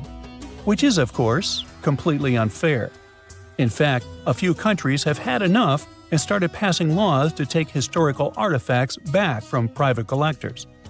In Italy, if you own an ancient Roman artifact, you must prove you got it legally. China is actively hunting down stolen artifacts, and they must find ways to retrieve it back from the Western collectors. In Egypt, they passed new laws making it illegal for private citizens to own any ancient Egyptian artifacts at all. Other countries, like the US, the UK, Germany, or Switzerland, are completely fine with rich guys owning their history. The British Museum is built on looted things. European empires invaded half the planet and took whatever they wanted back home. Their museums are often full of such stolen artifacts, and unfortunately, they refuse to give most of them back. For example, the Rosetta Stone. It was taken from Egypt by Napoleon's army, then stolen again by the British after they beat the French. Egypt has been demanding to return for years, but they still can't get it back. Or the Parthenon marbles. These magnificent massive Greek structures were taken from the Parthenon in Athens by a British lord in the 19th century. Greece has been begging for them back ever since, but the UK doesn't feel like it. Not to mention tons of Mesoamerican artifacts scattered in various museums across the world. European explorers raided Mayan and Aztec temples, took statues, jewelry, and sacred objects, and now Mexico is fighting to get them back. Well, wouldn't it be surprising even if this mysterious underground chamber has somehow been looted already? But if it's a newly found place, could it be one of the few that escaped the hands of grave robbers? Could there still be ancient artifacts, untouched for 4,500 years? We can only hope that those guys didn't get there first. When you hear the word mummy, you might get a chill down your spine. That's because most of us associate this word with those creepy characters we've seen in some scary movies. But in reality, mummies have helped us understand a lot about ancient civilizations, their rulers, and about how people used to deal with losing their loved ones. The people most famous worldwide for their mummies are the ancient Egyptians. They believed that some sort of existence after passing away was possible, if certain conditions were met. That's why they insisted on preserving the human body through the process of mummification and placing the mummy in a furnished tomb, kind of like giving it a fully functioning apartment of its own. Why did they believe in this? Well, because they were deeply connected to their natural environment for the most part. They saw the natural cycles around them, like how the sun rose every day, followed by the moon, or how new life was always sprouting from plants, even after they had wilted away. They also believed that the powerful spirit Osiris, who represented the cycle of passing away and resurrection, played a role in this process. To prepare for the afterlife, the ancient Egyptians followed certain rituals, like mummification, which involved using materials like honey, resins, and incense to preserve the body. There's no other mummy more popular than that of King Tut. He was a young pharaoh who ruled over 3,000 years ago in Egypt. The problem with discovering ancient royal tombs is that most of such burial sites were previously robbed. People knew ancient rulers had been left with many valuable belongings, so those locations became vulnerable to thieves. When King Tut's tomb was opened in 1922, people were excited because it had not been robbed, like many other previously discovered royal tombs. That's how well hidden it was. Inside, his mummy was encapsulated in a total of 3 coffins, including one made of gold. The objects found in his tomb showed us what ancient Egypt was like. And studying his mummy also helped us learn about the culture and practices popular at the time when he passed away.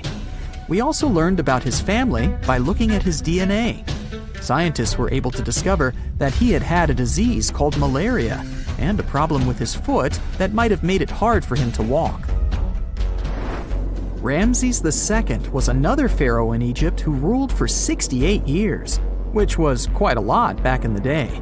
He was known for his expansion campaigns and building projects. Many objects from his time as a ruler still exist today, including a large statue of him. Ramses II was about 6 feet tall and lived to be about 90 years old. After looking at his mummy, scientists concluded that he may have had a medical condition that affected his spine. Now, remember those thieves I mentioned before? They are probably the reason why Ramses II ended up in a plain coffin in a secret collection of royal mummies at Deir al-Bahari, which was rediscovered in 1881. Thankfully, archaeologists were able to identify him because his journeys had been recorded on his wrappings. The process was really tedious too. In fact, in ancient Egypt, the mummification process could take a staggering 70 days to complete. A special person would say a very specific speech while delicately handling the body and drying it out using a type of salt called natron. They also used linen and resin to make the body look more lifelike and to wrap it in cloth. The tomb was equally as important for ancient Egyptians.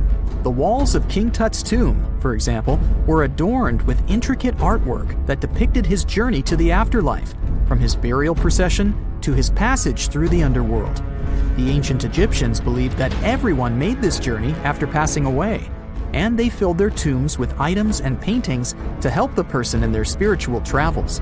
Additionally, the walls of the tomb were decorated with spells from a special book, which contained a collection of poems that the Egyptians believed would help people reach the afterlife. And speaking of how important this journey was, people also placed food in these ancient tombs. In King Tut's tomb, archaeologists discovered 36 jars of vintage beverages and 8 baskets of fruit, which were believed to be left there to help him in his journey to the afterlife. The Egyptians believed that traveling to the afterlife took a really long time, so they left a lot of supplies, such as food and water, to sustain their loved ones. Pharaohs also generally had numerous luxurious garments and beautiful jewelry in their tombs to ensure that they would have a fashionable journey. These items included various types of linen clothing, such as tunics, scarves, gloves, and headdresses, as well as a lot of gold jewelry with precious stones, like bracelets, buckles, pendants, necklaces, rings, and even precious depictions of insects for protection. Some were also deposited with fans made from ivory and ostrich feathers to keep them cool in the afterlife. Some ancient rulers were even placed in their forever apartments along with boats. For example, Pharaoh Khufu built the Great Pyramid at Giza as his tomb, and a large ship was found inside. King Tut, however, was buried with multiple boat paddles, but no actual boat. Instead, he had 3 chariots and numerous walking sticks made of precious materials, perhaps indicating he'd rather travel to the beyond by land, not by water. Amongst the most interesting objects found near ancient mummies are bottles of oils and perfumes. If rulers were supposed to be fashionable, why not smell nice too, right? Also, some of them had some ancient kinds of board games, most of them made out of precious materials like gold or ivory. One of those games was called Senet. It was very popular amongst the ancient Egyptians and very similar to modern-day chess. The ancient Egyptians may have the most famous mummies out there, but they weren't the first to invent the procedure. In fact, it all started in South America with an ancient civilization named the Chinchorro. As far as we know today, these people were the first to mummify their loved ones that had passed away. They did it somewhere around 2,000 years before the Egyptians started their own rituals. Sure, we can tell a lot about ancient rulers by studying these mummies, but until recently, we had no idea what they really looked like during their lifetime. Not so long ago, though, some very special mummy paintings were found by archaeologists studying ancient Egyptian objects. These mummy portraits are highly detailed paintings of individuals that were made while they were still alive. Such paintings were often painted on wood, as opposed to the classical portraits we all know about, which are painted on canvas. They are known for their realism and beauty, and have even been used by researchers to diagnose diseases by comparing them to the corresponding mummies. Some of these portraits also include depictions of jewelry, which was later found on the mummies. The recent discovery of these mummy portraits in Central Egypt is significant, as it marks the first time in over a century that such paintings have been found. Mummies appeared all around the world naturally, too. Mummification can occur without people intervening because of natural conditions, like extremely cold or hot environments, places with a lack of oxygen, or accidental exposure to chemicals that preserve the body. These conditions don't allow bacteria to grow, resulting in the body remaining more or less intact. Famous Otzi was one of these mummies. We know today he was a man who lived around 5,000 years ago in Europe. But upon his discovery in the Alps in 1991, Austrian authorities initially believed that he was a modern mountaineer because of how well preserved the body was. However, after the Iceman was removed from the glacier, it was determined that he was actually from the Copper Age. Under the burning sun, among the sand dunes, somewhere in the Sahara Desert, you're walking in search of an ancient treasure. Finally, you find a strange rock in the sand. It's big, looks like a large piece of black coal or rock, but something shiny on its surface makes the rock unusual. This unique find is the oldest thing that has ever been discovered on our planet. This rock was born long before Earth appeared in outer space. The unusual meteorite was found in 2020 in a remote area of the Sahara Desert. Scientists have analyzed the isotopes of magnesium and aluminum on the stone's surface and found that its age is about 4.5 billion years. At the moment, this is the oldest sample of magma from space in history. It belongs to a small protoplanet that didn't have time to form completely. It happened a very long time ago when our solar system was forming. Many huge asteroids were floating in space.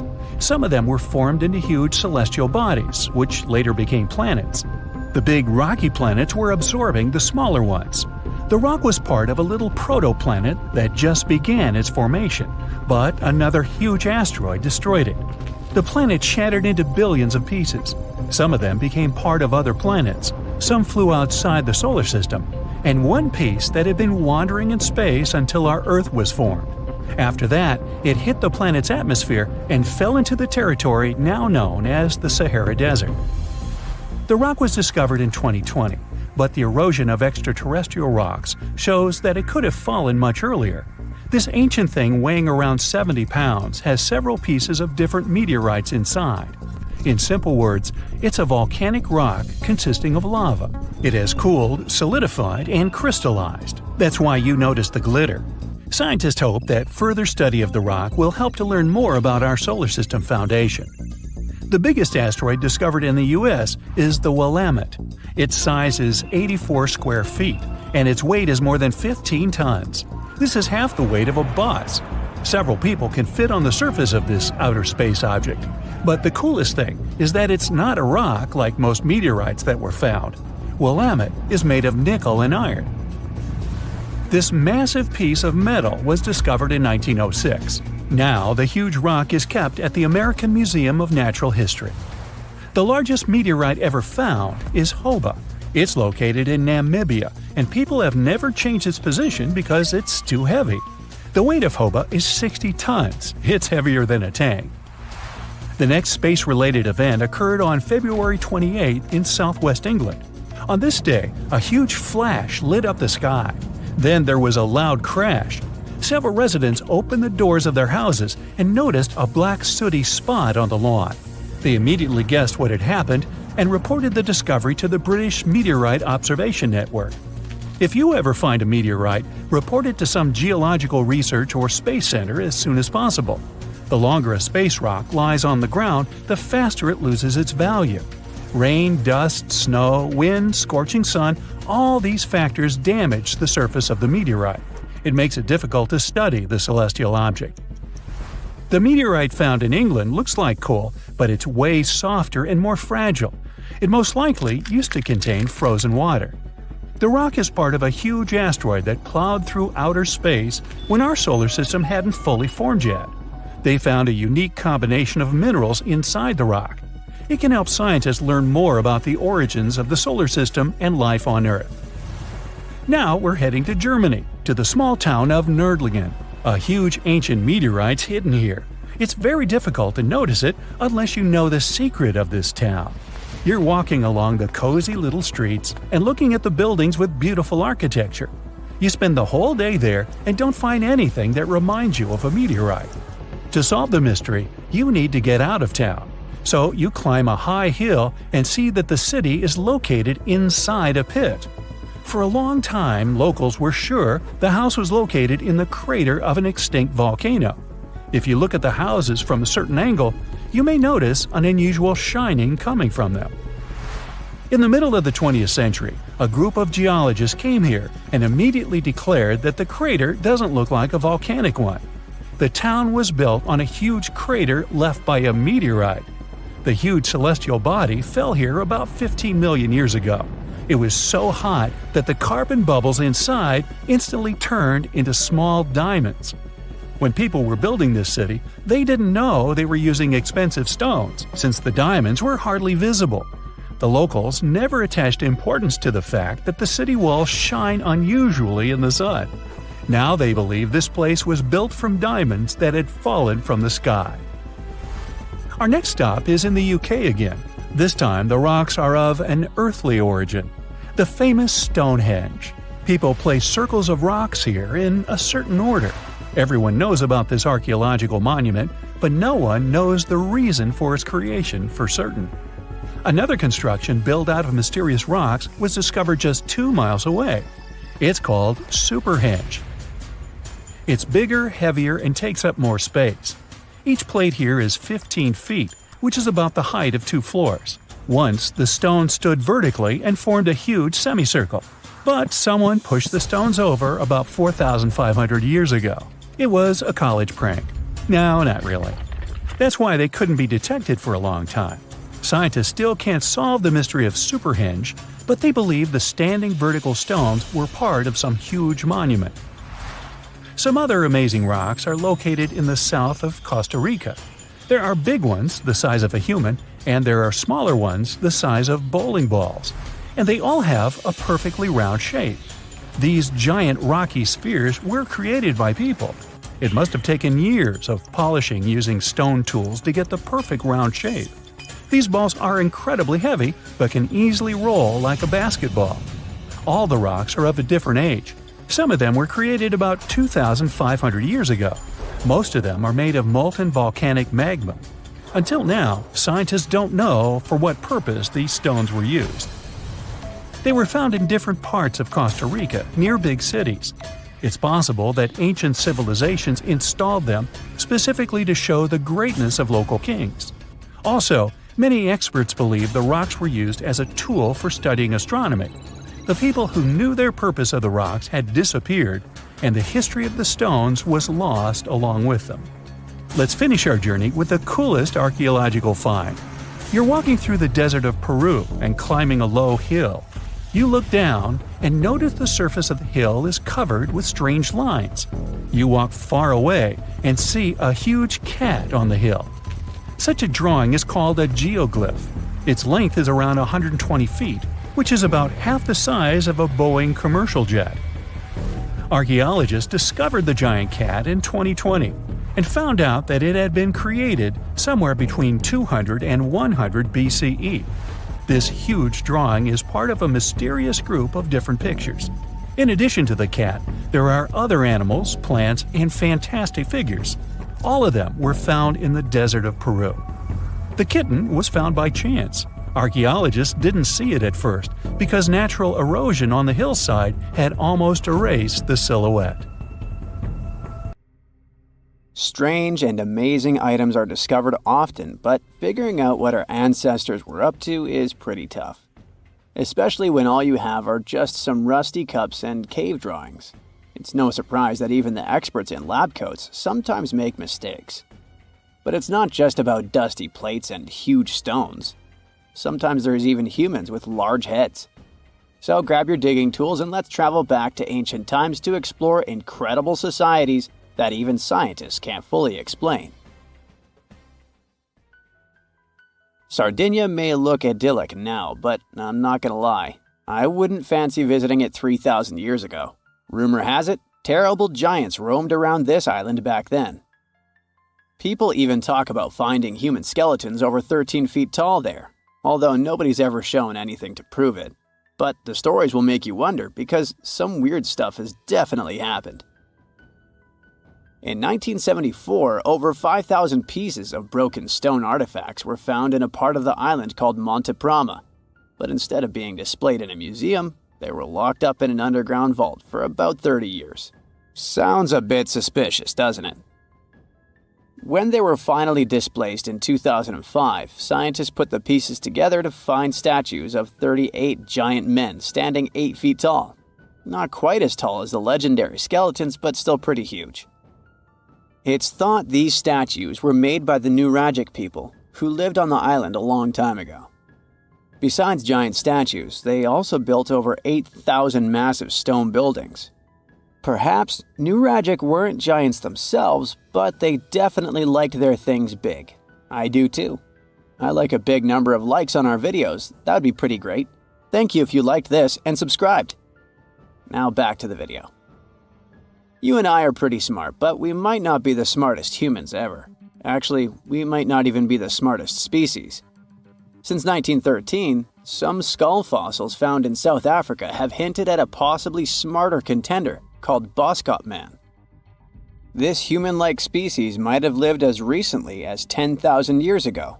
Their skull suggests they had really big heads, which means their brains could have been 30% bigger than ours.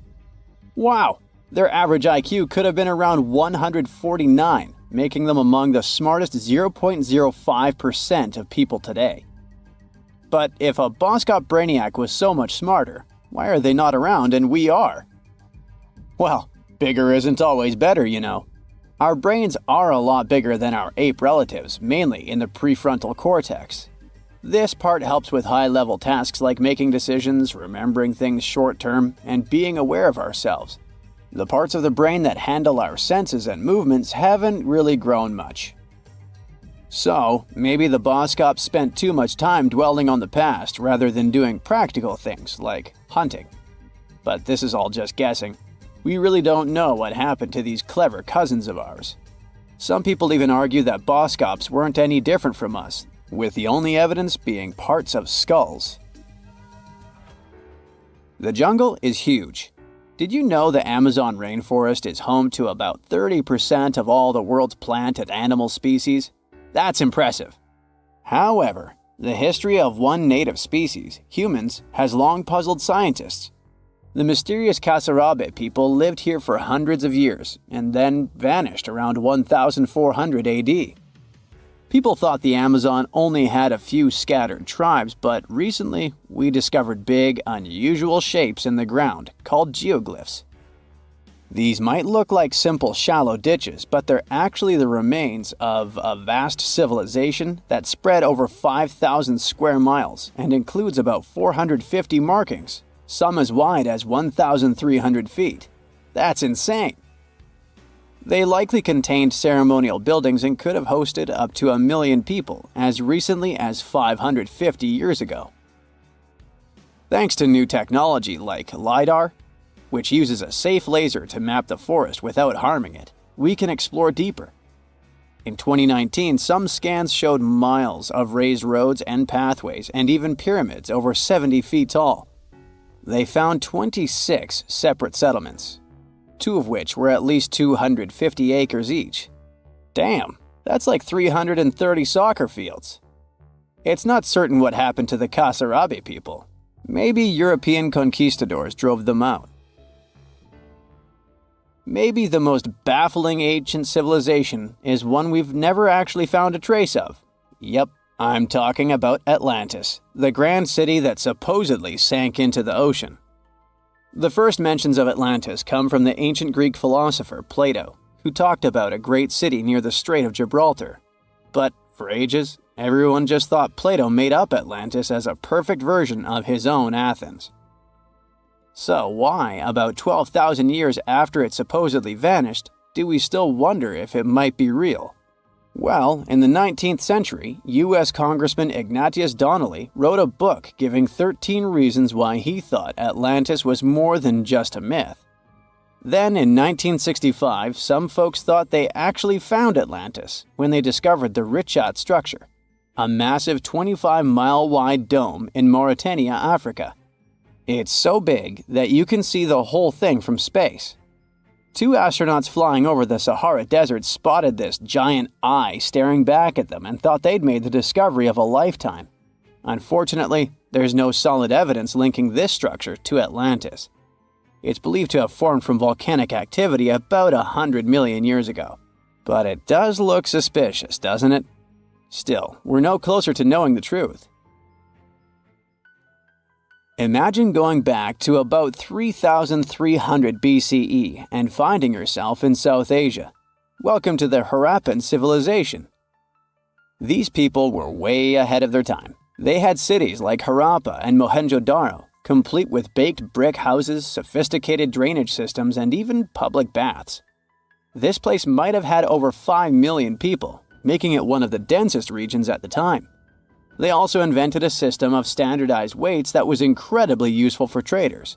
And trading they did. These people had connections stretching all the way to the Middle East, thanks to their great skills in metallurgy. They even had a form of ancient branding. The seals were used to stamp clay on tray goods. Despite being so advanced with a thriving urban life, there's a whole bunch of mystery shrouding their language and script. We've got bits and pieces of their writing, but no one's deciphered them yet, even with all the technology we have today. We also still don't know how exactly their society worked. It looks like they didn't flaunt their social status as much as other civilizations. No grand palaces or massive monuments. Instead, their largest buildings might have been granaries. They sure were practical. Unfortunately, all good things must come to an end. Around 1800 BCE, this bustling civilization started to decline, possibly due to shifts in river patterns. As the environment changed, the Harappans packed up, moving towards more hospitable lands. Ever heard of the Minotaur? The beast with a bull's head and a man's body, hunting the bravest travelers in a massive maze. Well, this wasn't just any old tale. It was one of the most popular dramas of the ancient world. And it was inspired by this place, the island of Crete. The Minoans lived here during the Bronze Age. They had stunning palaces, amazing frescoes, and a culture so rich it still fascinates historians to this day. They built places like Knossos, which was so complex with its multi-story buildings and elaborate hallways that it might have inspired the whole labyrinth myth. Their engineering was so ahead of its time that even their drainage systems were more advanced than what many of us have today. Let me know in the comments which of these stories you find the most fascinating, and thanks for watching. The Sahara Desert is like a Mad Max movie. Scorching heat, endless dunes, and an overall barren wasteland. A place where no one could live, right? Well, forget all you know about it, because 5,000 years ago, the Sahara was a lush paradise of grasslands, lakes, and rivers, and the home of a ghost civilization that vanished without a trace. Our tale begins in the 1930s, when a Hungarian explorer stumbled upon a cave in the middle of the Sahara. Inside, he found something bizarre: ancient rock paintings of people swimming in a lake, surrounded by giraffes, hippos, and crocodiles. At the time, everybody shrugged it off as some symbolic depiction of the afterlife, because, really, who would imagine a lake in the Sahara? Well, fast forward some 70 years later, when a group of archaeologists made a discovery that flipped the script. In a rock shelter in Libya, they unearthed 15 mummies, along with baskets, ceramic pots, and other everyday items. This may look like prehistoric junk to most people, but to archaeologists, it was like uncovering a key piece of evidence. Those people weren't just passing through, they lived here. You see, those weren't just any mummies. They were some of the oldest naturally mummified humans ever found, dating back over 7,000 years. Take that, Egypt. 2 of them still had readable DNA, preserved thanks to a rare natural mummification process, almost a miracle considering the Sahara's climate's ability to turn everything into, well, beef jerky. Scientists struggled to understand where those mummies came from for a while, because the mitochondrial DNA they recovered was not helpful at all. But thanks to scientific progress, they eventually managed to do a full genome analysis that revealed some weird secrets. Those people belonged to a human lineage that was completely unknown, and they lived isolated from the rest of humanity for thousands of years. For decades, researchers assumed that the place where they lived, the Green Sahara, was like a prehistoric highway, a lush corridor that humans and animals used to migrate between sub-Saharan Africa and the Mediterranean. But the mummies demolished that theory, like a hippo sitting on a sandcastle. Their DNA showed zero genetic mixing with sub-Saharan and Eurasian migrants, keeping their genes pure for 7,000 years. Their closest genetic relatives weren't their neighbors living right below the famous desert, but some ancient hunter-gatherers from Morocco, and even some guys that lived in the Czech Republic, when it wasn't even a country yet, 50,000 years ago. We're not out of the woods yet, because those mummies also carried some teeny-tiny traces of Neanderthal DNA, just 10% of the amount found in modern Eurasians. Now, if you paid attention in school, then you know that Neanderthals lived in Europe and Asia, and early humans only mixed with them after migrating out of Africa. But those Green Sahara folks never left Africa. So how did they get Neanderthal genes?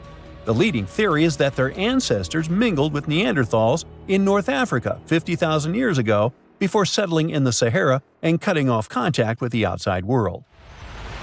Archaeologists also found cattle bones and tools made of stone and wood at that rock shelter, proving that those people led a thriving pastoral lifestyle. This discovery made scientists scratch their heads for a while because, you see, animal domestication was not developed in Africa. So how did they learn it if they never mingled with anyone?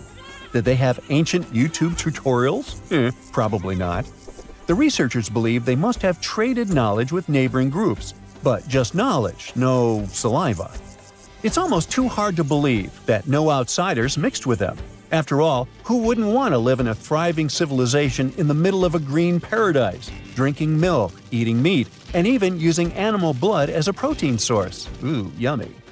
They didn't have to hunt for every meal, thanks to their livestock, and the abundant water made life pretty sweet. And yet, they never married outsiders. Why? Maybe it was a cultural choice to never date outside their own group. Or maybe the landscape itself kept them isolated. This is where scientists place their bets. They believe that the dense forests and rivers that existed in the Green Sahara acted like nature's no trespassing sign, creating a geographical barrier that isolates animals, plants, and whole societies. This isolation is the reason why their genes were so unique. These guys weren't swapping spit with anyone else. But this genetic time capsule almost didn't survive. For most of the last ice age, the Sahara was even harsher than today, a true dead zone where humans couldn't survive.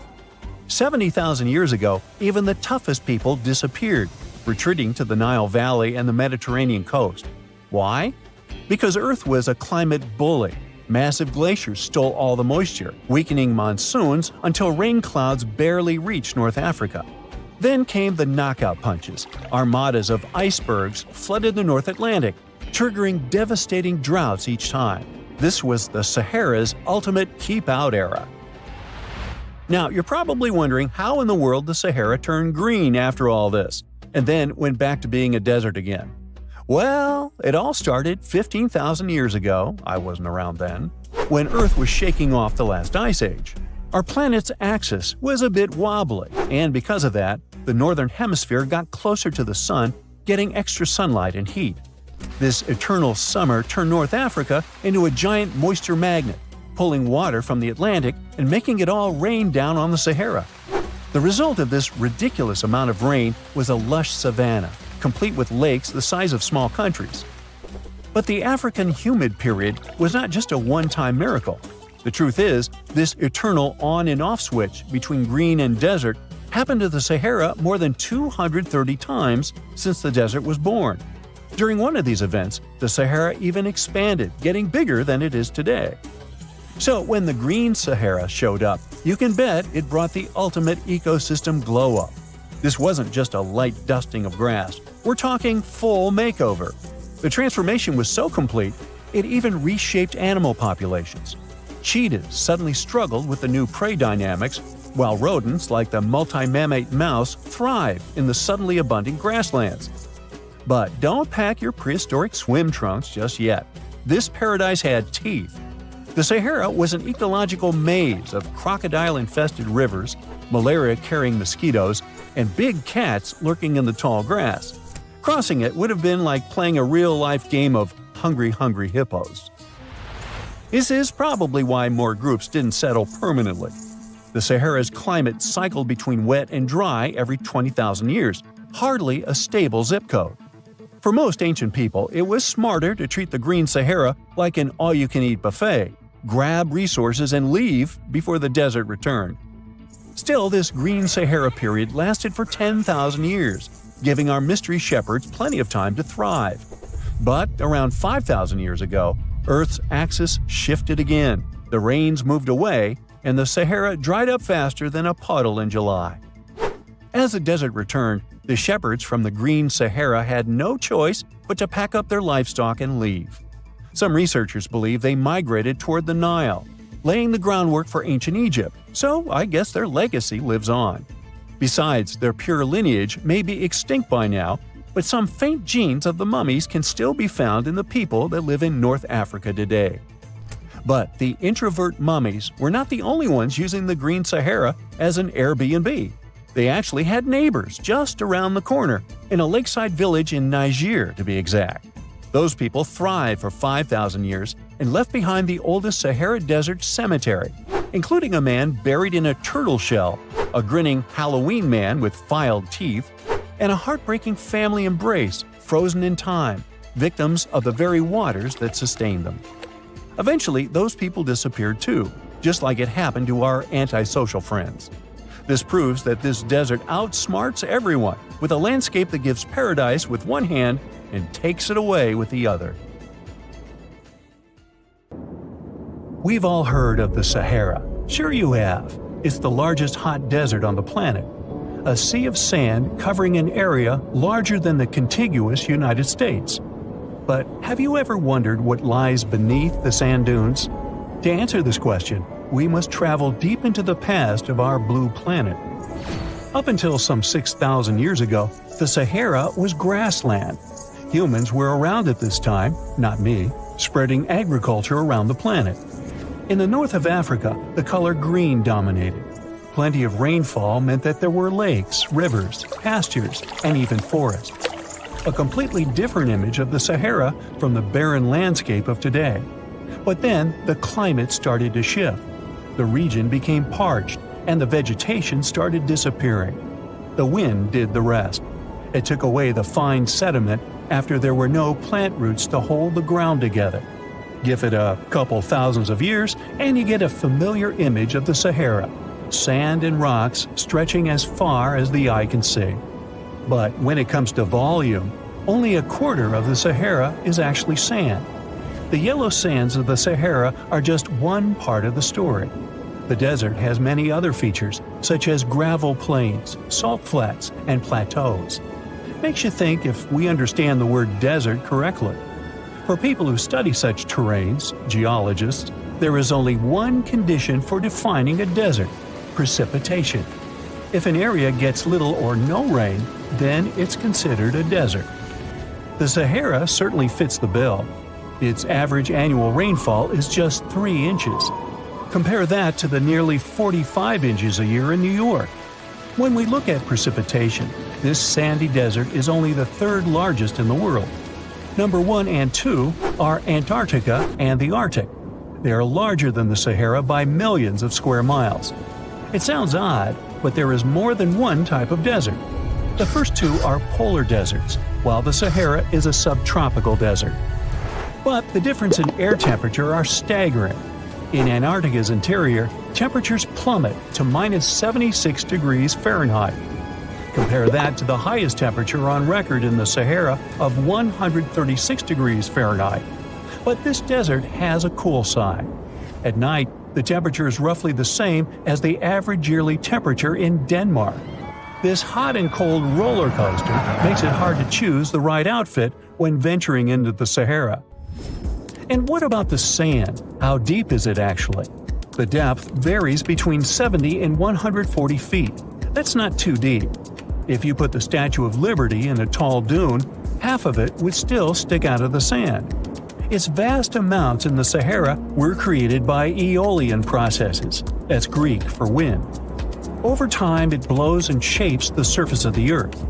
In dry areas with sparse vegetation, winds erode the ground much faster. That's what happened in North Africa. Under all that sand is the bedrock and cracked clay. If you started digging, you would find the same everywhere on the planet, with one important difference. There is some type of soil covering the bedrock. This is not the case in the Sahara. Because of the arid climate and a lack of vegetation, sand covers the ground below. Over the course of thousands of years, a lot of interesting finds ended up in the desert sand. For example, there are petrified tree trunks. These are essentially preserved prehistoric trees. They date back to the time when the region was lush green. In some places, the trees of this fossilized forest are at least 65 feet tall.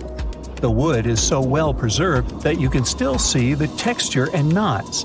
There are even fossilized pine cones. In 1992, scientists found glass fragments in eastern Sahara. These canary yellow glass shards were scattered across hundreds of miles. They didn't belong to an ancient civilization, although ancient Egyptians used them to make jewelry. In fact, the breastplate of King Tut had a beautiful scarab beetle centerpiece made from this desert glass. For a long time, scientists were puzzled about the true origins of these fragments. They finally concluded that the glass was around 29 million years old. It is an impact tape. If that sounds like it has something to do with the word impact, you are correct. These rocks are formed when a meteorite hits the surface of the Earth. This generates a lot of heat. Scientists estimate that the temperature needed to melt this mineral was close to 3,000 degrees Fahrenheit. Apart from the regular fine-grained sand, we also have melted sand in the Sahara. But the desert conceals other unlikely artifacts. Shark teeth are a common find in Morocco, which sits in the western part of the Sahara. What are the fossilized teeth of these marine predators doing in the middle of the desert? This part of the world looked entirely different millions of years ago. There was a sea cutting right through what is now a desert. The Trans-Saharan Seaway ran the length of present-day Algeria and Mali. It was around 165 feet deep. That was enough for all sorts of aquatic animals to inhabit it. Large catfish, sea snakes, and of course sharks lived in the area. British archaeologists even unearthed a turtle shell in Mali in the 1980s. For centuries, there was even an entire city hidden under the desert. Timgad was a Roman outpost constructed by the Emperor Trajan around the year 100 in the current era. For various reasons, its residents abandoned it around the year 700. The sands of the Sahara soon engulfed the city. It had remained hidden for nearly 1,000 years. Then, in the 1700s, a Scottish explorer started digging out the city. His team first uncovered a sandstone triumphal arch 40 feet high, similar to the ones we can see in Rome and Paris today. An amphitheater soon popped out of the sand, and it was followed by well-preserved statues of Roman emperors. The Scotsman's find was so impressive that no one believed him at first. It took 2 more centuries for archaeologists to fully excavate the city during the 1950s. The site covers a surface as large as 10 polo fields. The ruins reveal the full mastery of Roman city planning. All the streets meet at a right angle in what is known as an orthogonal grid. You can find the same layout in modern cities such as New York. Historians estimate that during its heyday, 10,000 people called Timgad home. Different nationalities lived here, from Romans to people of African descent. Today, more than 2.5 million people live in and around the Sahara. They are spread across 11 countries in total, and their living space is growing.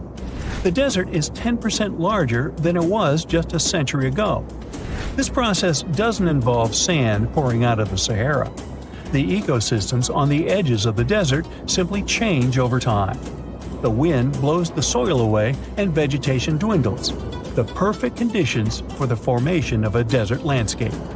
These changes are happening in the Sahel, a region south of the Sahara Desert. That's why the African countries have recently come together for a project called the Great Green Wall. The primary goal is to stop the desertification of the Sahel and hold back the sands of the Sahara. Their plan is ambitious and involves planting a wall of trees from the west to the east of the African continent. The proposed forest is not only going to be long, but wide as well. The Sahara and the Sahel share a historic bond. Since antiquity, camel caravans have been making the journey from Africa's Mediterranean coast in the north to the savannas in the south. The golden age of this trade kicked off in the 9th century. The perilous journey took several months to complete. The route was 2.5 times longer than the length of the Grand Canyon. Explorers still find evidence of these ancient caravans hidden away under the sands of the Sahara. I bet you've never heard of the legendary oasis of Zerzura. This ancient city is said to be hidden somewhere deep in the Sahara Desert, and its discovery could mean unimaginable riches and untold secrets. According to an anonymous 15th century Arabic guide, the key to unlocking the city lies in the beak of a bird carved on the city gate. Zerzura might not be as popular as Machu Picchu or the pyramids, but that just makes it more mysterious. Legend has it that Zerzura is built around this big oasis somewhere in the desert west of the Nile. Apparently, it's made out of white stone and has all these luxurious houses and gold decorations. The story goes that a scribe wrote down the account of a traveler who stumbled upon Zerzura while looking for his lost camel. At one point in his journey, the man got caught up in a sandstorm, where he got separated from the rest of his group. The traveler kept wandering in the desert for days, and then, out of nowhere, 2 men showed up and guided him to the city of Zerzura. The traveler described this city as an oasis filled with little birds and made out of pure white stonework. The city is also said to be guarded by giants. In 1835, an English Egyptologist named John Gardner Wilkinson mentioned the city in one of his books. He spoke to a man from Egypt who found the city by accident after days of wandering through the desert. He mentioned some ruins, unusual stonework, and a large oasis surrounded by palm trees.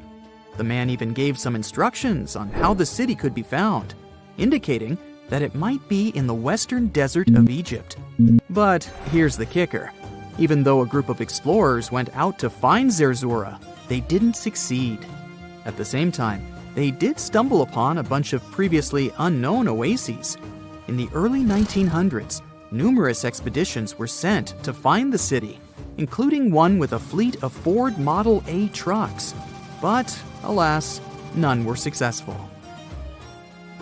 Others say Zerzura did exist at one point, but not anymore. It's possible it was swallowed by the desert. It's believed that back in the day, the Sahara Desert was actually green. Scientists even found traces of ancient rivers that flowed through the area 100,000 years ago, creating green corridors across the desert. But Zerzura might have never been real to begin with. Maybe it only existed in the minds of people, a figment of their imagination as they were struggling in the African desert. For thousands of years, people have been obsessed with the hunt for another lost city, Atlantis. But if this place really existed, where on Earth, or under the sea, could it be? According to Plato, Atlantis was an actual place, and it was supposedly located somewhere in the Atlantic Ocean, near the Strait of Gibraltar. But how did this mythical city become synonymous with a perfect paradise-like society? Well, you can thank Ignatius Donnelly for that. The American writer published a book in 1882 where he outlined 13 hypotheses about the existence of Atlantis. Donnelly truly believed that this lost city was where ancient humans lived in peace and joy for centuries. Donnelly even thought that Atlantis was the original source of many ancient civilizations around the world. And if we just followed Plato's clues, we could totally find Atlantis.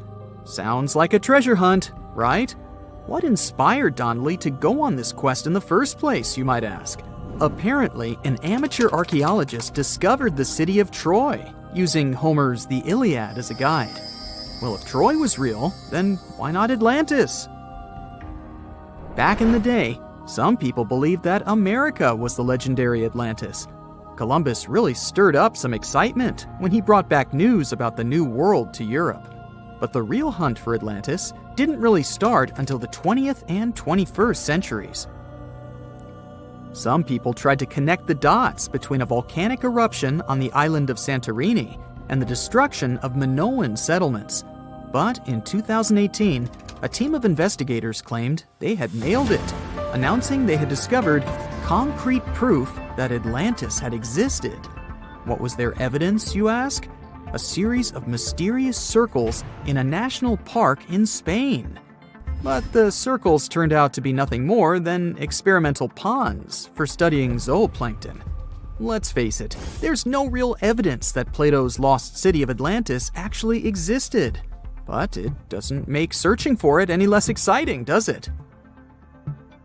The Fountain of Youth isn't a lost city per se, but it is another mythical location that many have claimed to have stumbled upon over the years. Long ago, people were obsessed with the idea of living forever, or at least extending their lives as much as possible. Each culture had its own wild story, like the Greeks talking about a magic fountain that let people live longer, or Alexander the Great finding a river of paradise that could heal the wounded. Japanese legends spoke of hot springs that could make you young again, while the Caribbean locals talked about the restorative powers of the water in one of their own mystical lands. Explorers searched far and wide for these magical waters, but nothing. Probably the most famous of all was the story of the Spanish explorer Juan Ponce de Leon, who thought he'd found it in Florida. Now, Ponce de Leon was quite a character. He sailed with Columbus and became an important figure in the area now known as the Dominican Republic. He found gold in Puerto Rico and even became the island's administrator. But when the ruler of Spain decided to replace him in his duties, he got upset and decided to explore Florida, looking for gold and the elusive Fountain of Youth. He explored the Bahamas, but sadly, he didn't find any gold or magic water. He did, however, make his way to Florida. He explored the coast and even discovered the Gulf Stream. Unfortunately, his last expedition didn't go well, and he was wounded. But the legend of him searching for the Fountain of Youth lived on. Even though historians don't think he was really looking for the Fountain of Youth, thousands of people visit the Fountain of Youth Archaeological Park every year to try the sulfur-smelling water. It's the oldest attraction in Florida, which has been around since the 17th century. Some say the water has unusual properties, but I'll leave that up to you to decide after you visit this place. Norse mythology has its own mysterious land called Thule. It's said to be somewhere between Scandinavia and Iceland, where the sun barely shines and the cold bites hard. The folks there survive on a diet of millet, herbs, fruits, and roots, washed down with a grain and honey brew. As for its exact location, scholars can't seem to agree on it to this day. The legendary ancient Greek explorer Pytheas was said to be the first to stumble upon Thule during his quest for tin mines. He sailed his way up north, passing by Scotland. and after 6 long days of sailing, he reached Thule. The people there, according to Pythias, were quite primitive, but that's no surprise since they were just simple farmers living off the land. They showed Pythias where the sun set on the shortest day of the year. They also told him that in winter, the sun never rose at all, and in summer, there was no night. For many years, historians have been debating the true identity of this mythical land of Thule. Some say it's Iceland, while others claim it's Norway. A little bit of progress has been made recently with the help of a team of researchers. If their findings are correct, Thule might be the elusive island of Smola. That's farther south than any of the Norwegian islands that were on the list of contenders. It may be too soon to celebrate, but it does look like Thule has finally been found. There you are, trekking across a desert on foot. It's hot, you're terribly thirsty, and now you gotta walk around this stupid wall. Wait, a wall in the middle of a sandy, lifeless nowhere? Exactly, a wall in the northern Saudi desert. Archaeologists have just made a super exciting discovery, and what they found was not just a single wall. No, it was a whole ancient walled city that might date back to 2400 BCE. They think this place was home to around 500 people and could have been used for 1,000 years. This discovery is groundbreaking. It means that the area could have been way more advanced than anyone expected. The city was well organized, with different zones for living, towers and strong walls for protection, and different sections for all kinds of daily life. This ancient city, now called Al-Nata, was basically an oasis town, and it's great since it can give us a peek into what life might have been like in this desert thousands of years ago. Apparently, they had clearly separated areas, like residential sections, a cemetery, farmland, and even a town center. This oasis city, found in the Khaybar area, is the first big organized settlement from the 2nd or 3rd millennium BCE that researchers have uncovered in northwestern Arabia. The first surveys show that this town, which covered about 6 acres, had several districts, including the residential area, the cemetery, and the legal one, with courts. The houses were set up in neat rows, all connected by small roads. Those streets kept the residential area separate from the rest of the town. Back then, most people in this region were nomadic herders, always moving around. But archaeologists have been sure that during the Bronze Age, northwest Arabia had small walled towns and oasis centers scattered across it. These connected oasis towns were unique, offering secure places for people to live, store goods, and trade.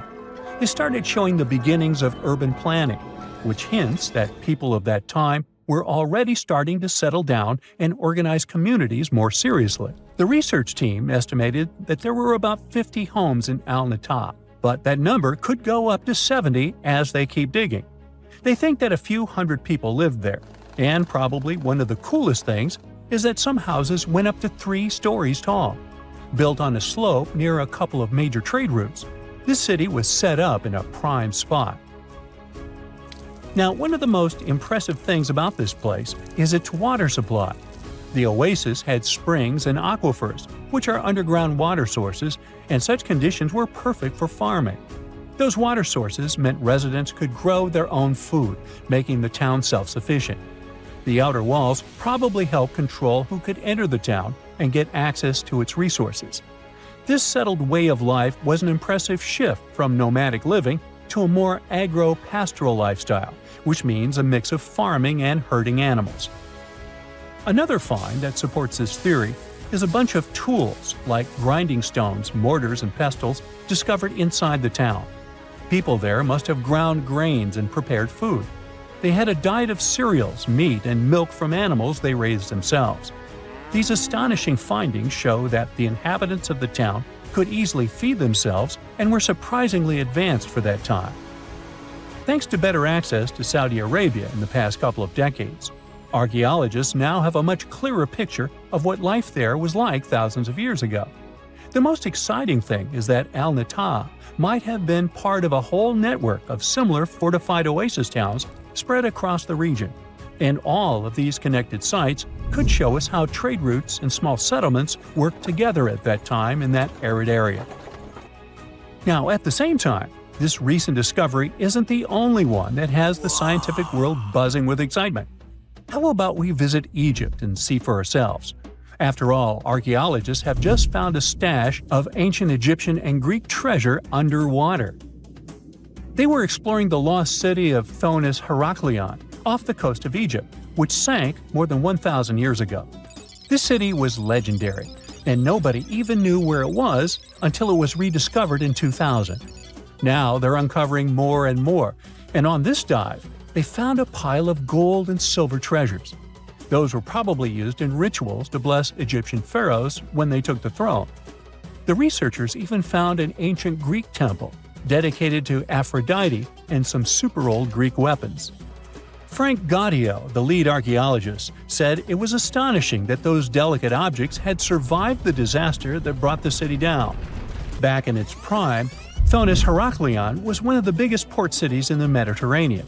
It was a huge center of social life and was the main entry point for ships from Greece coming into Egypt.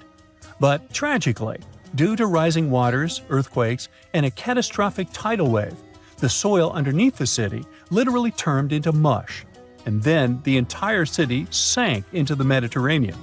It was forgotten until Gaudio's team found it in 2000. Since then, they've been uncovering new parts of the city and piecing together its history little by little. If a lost underwater city doesn't seem impressive enough, we can travel to the Amazon. The discovery made there is truly mind-boggling. For centuries, people have talked about lost cities deep in the Amazon, like El Dorado, that mythical city of gold that lured Spanish explorers into the jungle. A lot of them never came back. Then, in the 1900s, a British explorer named Percy Fawcett went searching for what he called the lost city of Z, and he too disappeared. But now, finally, scientists have actually found proof that those lost cities in the Amazon were real all along. A team of scientists use a tech called LiDAR, which basically allows you to see through thick jungle from above by bouncing light beams off the ground. They flew over the jungle in Bolivia in a helicopter about 650 feet up and mapped out those hidden ancient cities.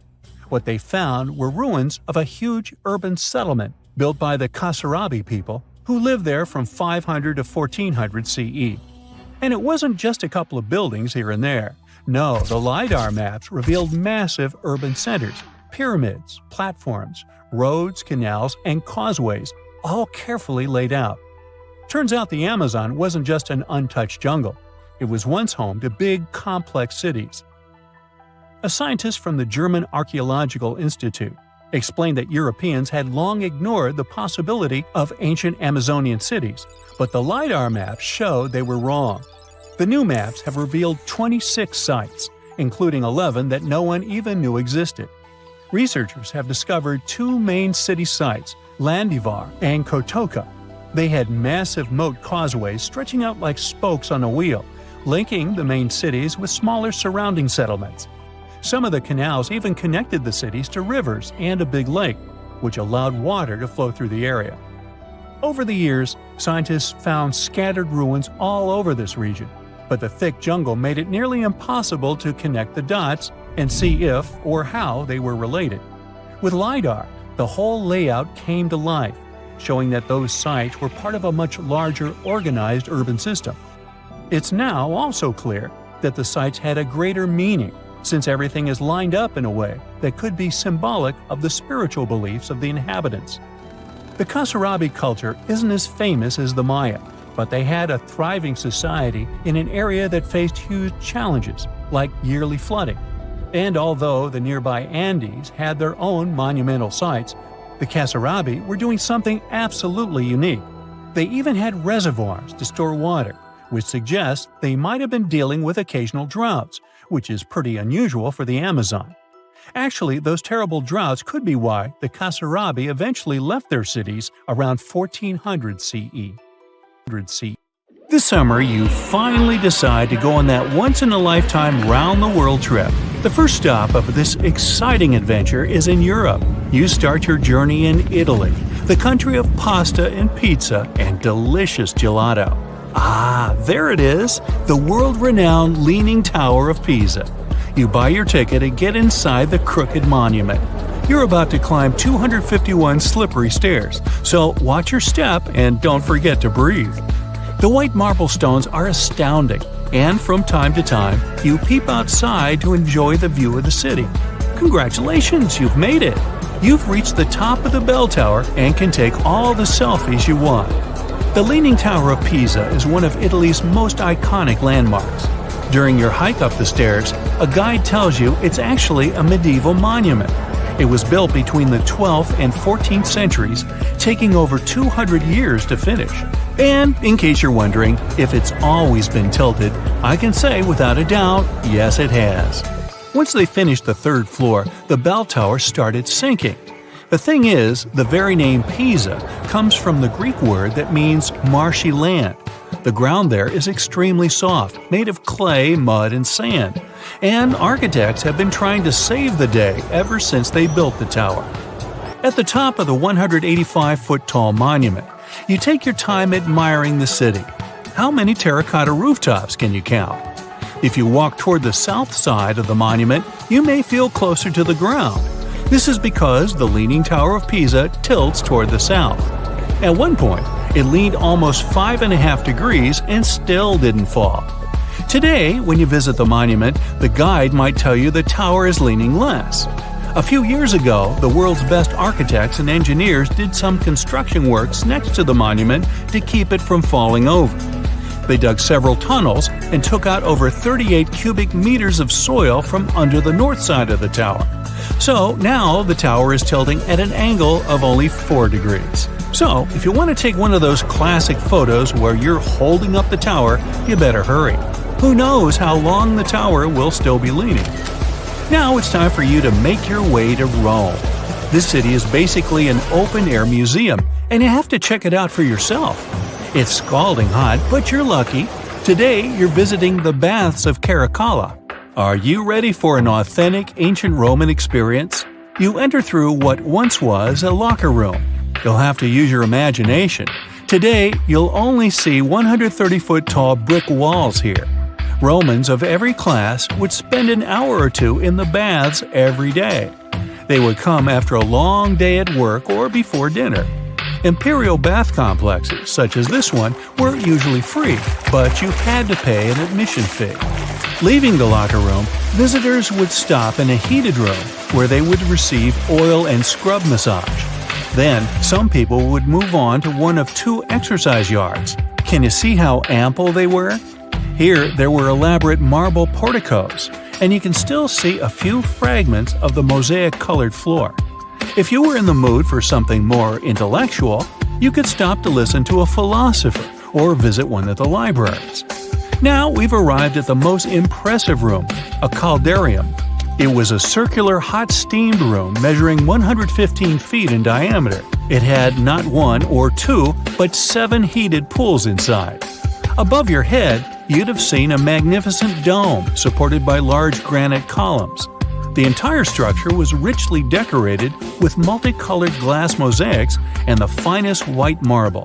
The complex also housed an indoor Olympic-sized pool with waist-deep water. Today, you can only admire a few reddish walls made of brick and concrete. Emperor Caracalla, like many other Roman emperors, built a mega-complex, and it sure made people happy. After a long international flight, you arrive in Egypt. Get ready for some camel rides and juicy dried fruits. Does anyone here love dates? You leave your hotel at dawn and make your way to the outskirts of Cairo. You drive past the Nile River toward the West Bank. Don't forget to take some pictures. In the distance, you spot a large monument. It's the Great Sphinx of Giza. Can you believe people created this monument over 4,500 years ago? Once you get closer, you see the Great Pyramids just north of the Sphinx. You learn that, unlike the pyramids, the Sphinx was carved directly from the bedrock of the Giza Plateau. Until today, it's one of the largest statues in the world, measuring 66 feet in height and 240 feet in length from paws to tail. The face of the Sphinx looks a tad beaten today, but according to archaeologists, it wasn't always like that. A Photoshop reconstruction of the Sphinx gives it a very different look. As you can see, at one point, the Sphinx's nose was chopped off together with parts of the chin. Scientists believe that the statue is a representation of the great pharaoh Khafra. This is why its face resembles a human so much. Just below the eyes, a dark carved line was added to represent the charcoal eyeliner ancient Egyptians used to wear. Fun fact, this wasn't only a beauty habit, it protected their eyes from ultraviolet rays. In a desert region that gets so much sunlight, this might come in handy. Until today, researchers debate whether or not the Sphinx had a beard. Many believe that if it was meant to depict a pharaoh, it most likely had a braided beard that got destroyed by erosion or humans. Even today, you can still see the remains of a regal headdress on the head of the Sphinx. These head ornaments were associated with power and royalty. Now imagine that the stripes are blue and gold. This is probably what it looked like when the monument was first constructed. There's no evidence of how long it took to build the Sphinx, but it was likely very long, as the carved details are pretty impressive. If you're lucky, your guide might take you to one of the secret chambers inside the statue. If they're real and not just a myth, I mean. The crystalline waters of Greece. Whether you arrive by boat or plane, you're in for a real treat. This is the focal point of archaeological sites. You arrive at Muography Marina and Port, but wait a minute, you don't see any monuments around. The Colossus of Rhodes is nowhere to be found at first glance. That's because it was destroyed long ago. Before tumbling down during a mighty earthquake, the great statue was considered one of the 7 wonders of the ancient world. If you saw the Colossus in a picture, you would probably mistake it for Lady Liberty. Well, that's actually not a coincidence. Apparently, there's a connection between the Statue of Rhodes and the Statue of Liberty. They were both built as symbols of freedom, and Lady Liberty is often referred to as the modern Colossus. The Colossus stood at 100 feet tall, but today all you see is a concrete jetty with a huge gap in the middle. Now, imagine a bronze statue straddling both ends of the bridge. The Colossus was built back in the 3rd century BCE, and 900 camels took part in the construction. The statue existed for approximately 54 years before it was ruined by a powerful earthquake. It hit the city so hard that all that was left of the statue was one very large foot. Even so, people kept visiting the monument. Are you ready to head home? Thanks for joining me on this journey, and don't forget to tell me what your favorite site was. See you next time! Egyptian archaeologists made an extraordinary discovery near Cairo just recently. Drumroll, please. The most ancient and most complete mummy yet discovered in the country. Yes, they were keeping it under wraps. The 4,300-year-old mummy was found in a group of tombs close to the step pyramid of Djoser, dating back to the Egyptian Old Kingdom. It was covered in layers of gold. The team also found several other tombs, including one belonging to an ancient Egyptian official and another belonging to a secret keeper who had the power to perform special ceremonies. Another interesting tomb was that of a writer, which featured the largest statues ever found in the area. This vast burial site is also home to more than a dozen pyramids and resting grounds. Probably one of the most famous mummies in the world is that of Hatshepsut. She ruled Egypt like a boss for around 20 years, building all sorts of impressive buildings and creating new trade routes. But when archaeologist Howard Carter found her tomb in the Valley of the Kings, her sarcophagus was empty. However, Carter did find 2 coffins in another tomb, one of which belonged to Hatshepsut's wet nurse and the other to an unknown woman. In 2006, a team of specialists decided to investigate whether that mysterious lady was the queen herself. They found a molar tooth in a wooden box with Hatshepsut's name on it, and when they compared it to a gap in the mummy's mouth, it was a perfect match. Ramses II was a pretty impressive ruler, but it was his mummy that eventually made history. Now, we don't hear too much about his daddy. Okay, I'll stop. Ramses is considered to be the most powerful pharaoh in all of Egypt, as he reigned for a whopping 6 decades. He also lived to be over 90 years old. Now that's pretty amazing, considering the time he lived in. Ramses II supposedly had over 100 offspring too. Talk about a big family. When he passed away, his body was originally buried in the Valley of the Kings, but some sneaky guys tried to rob his tomb of all his treasures. Officials back in the day weren't having any of that though, so they moved his body to a secret location to keep it safe. Fast forward to the 1800s, and Ramses II's mummy was discovered along with a bunch of other rulers and important officials. But it wasn't in the best condition, so archaeologists flew it to Paris to get it, well, pampered. Problem was, he couldn't just be transported into another country. The only solution available was to give Ramses II his own passport. His occupation was listed as king, and the document even featured his photo. Most mummies aren't necessarily known for having the most hydrated skin.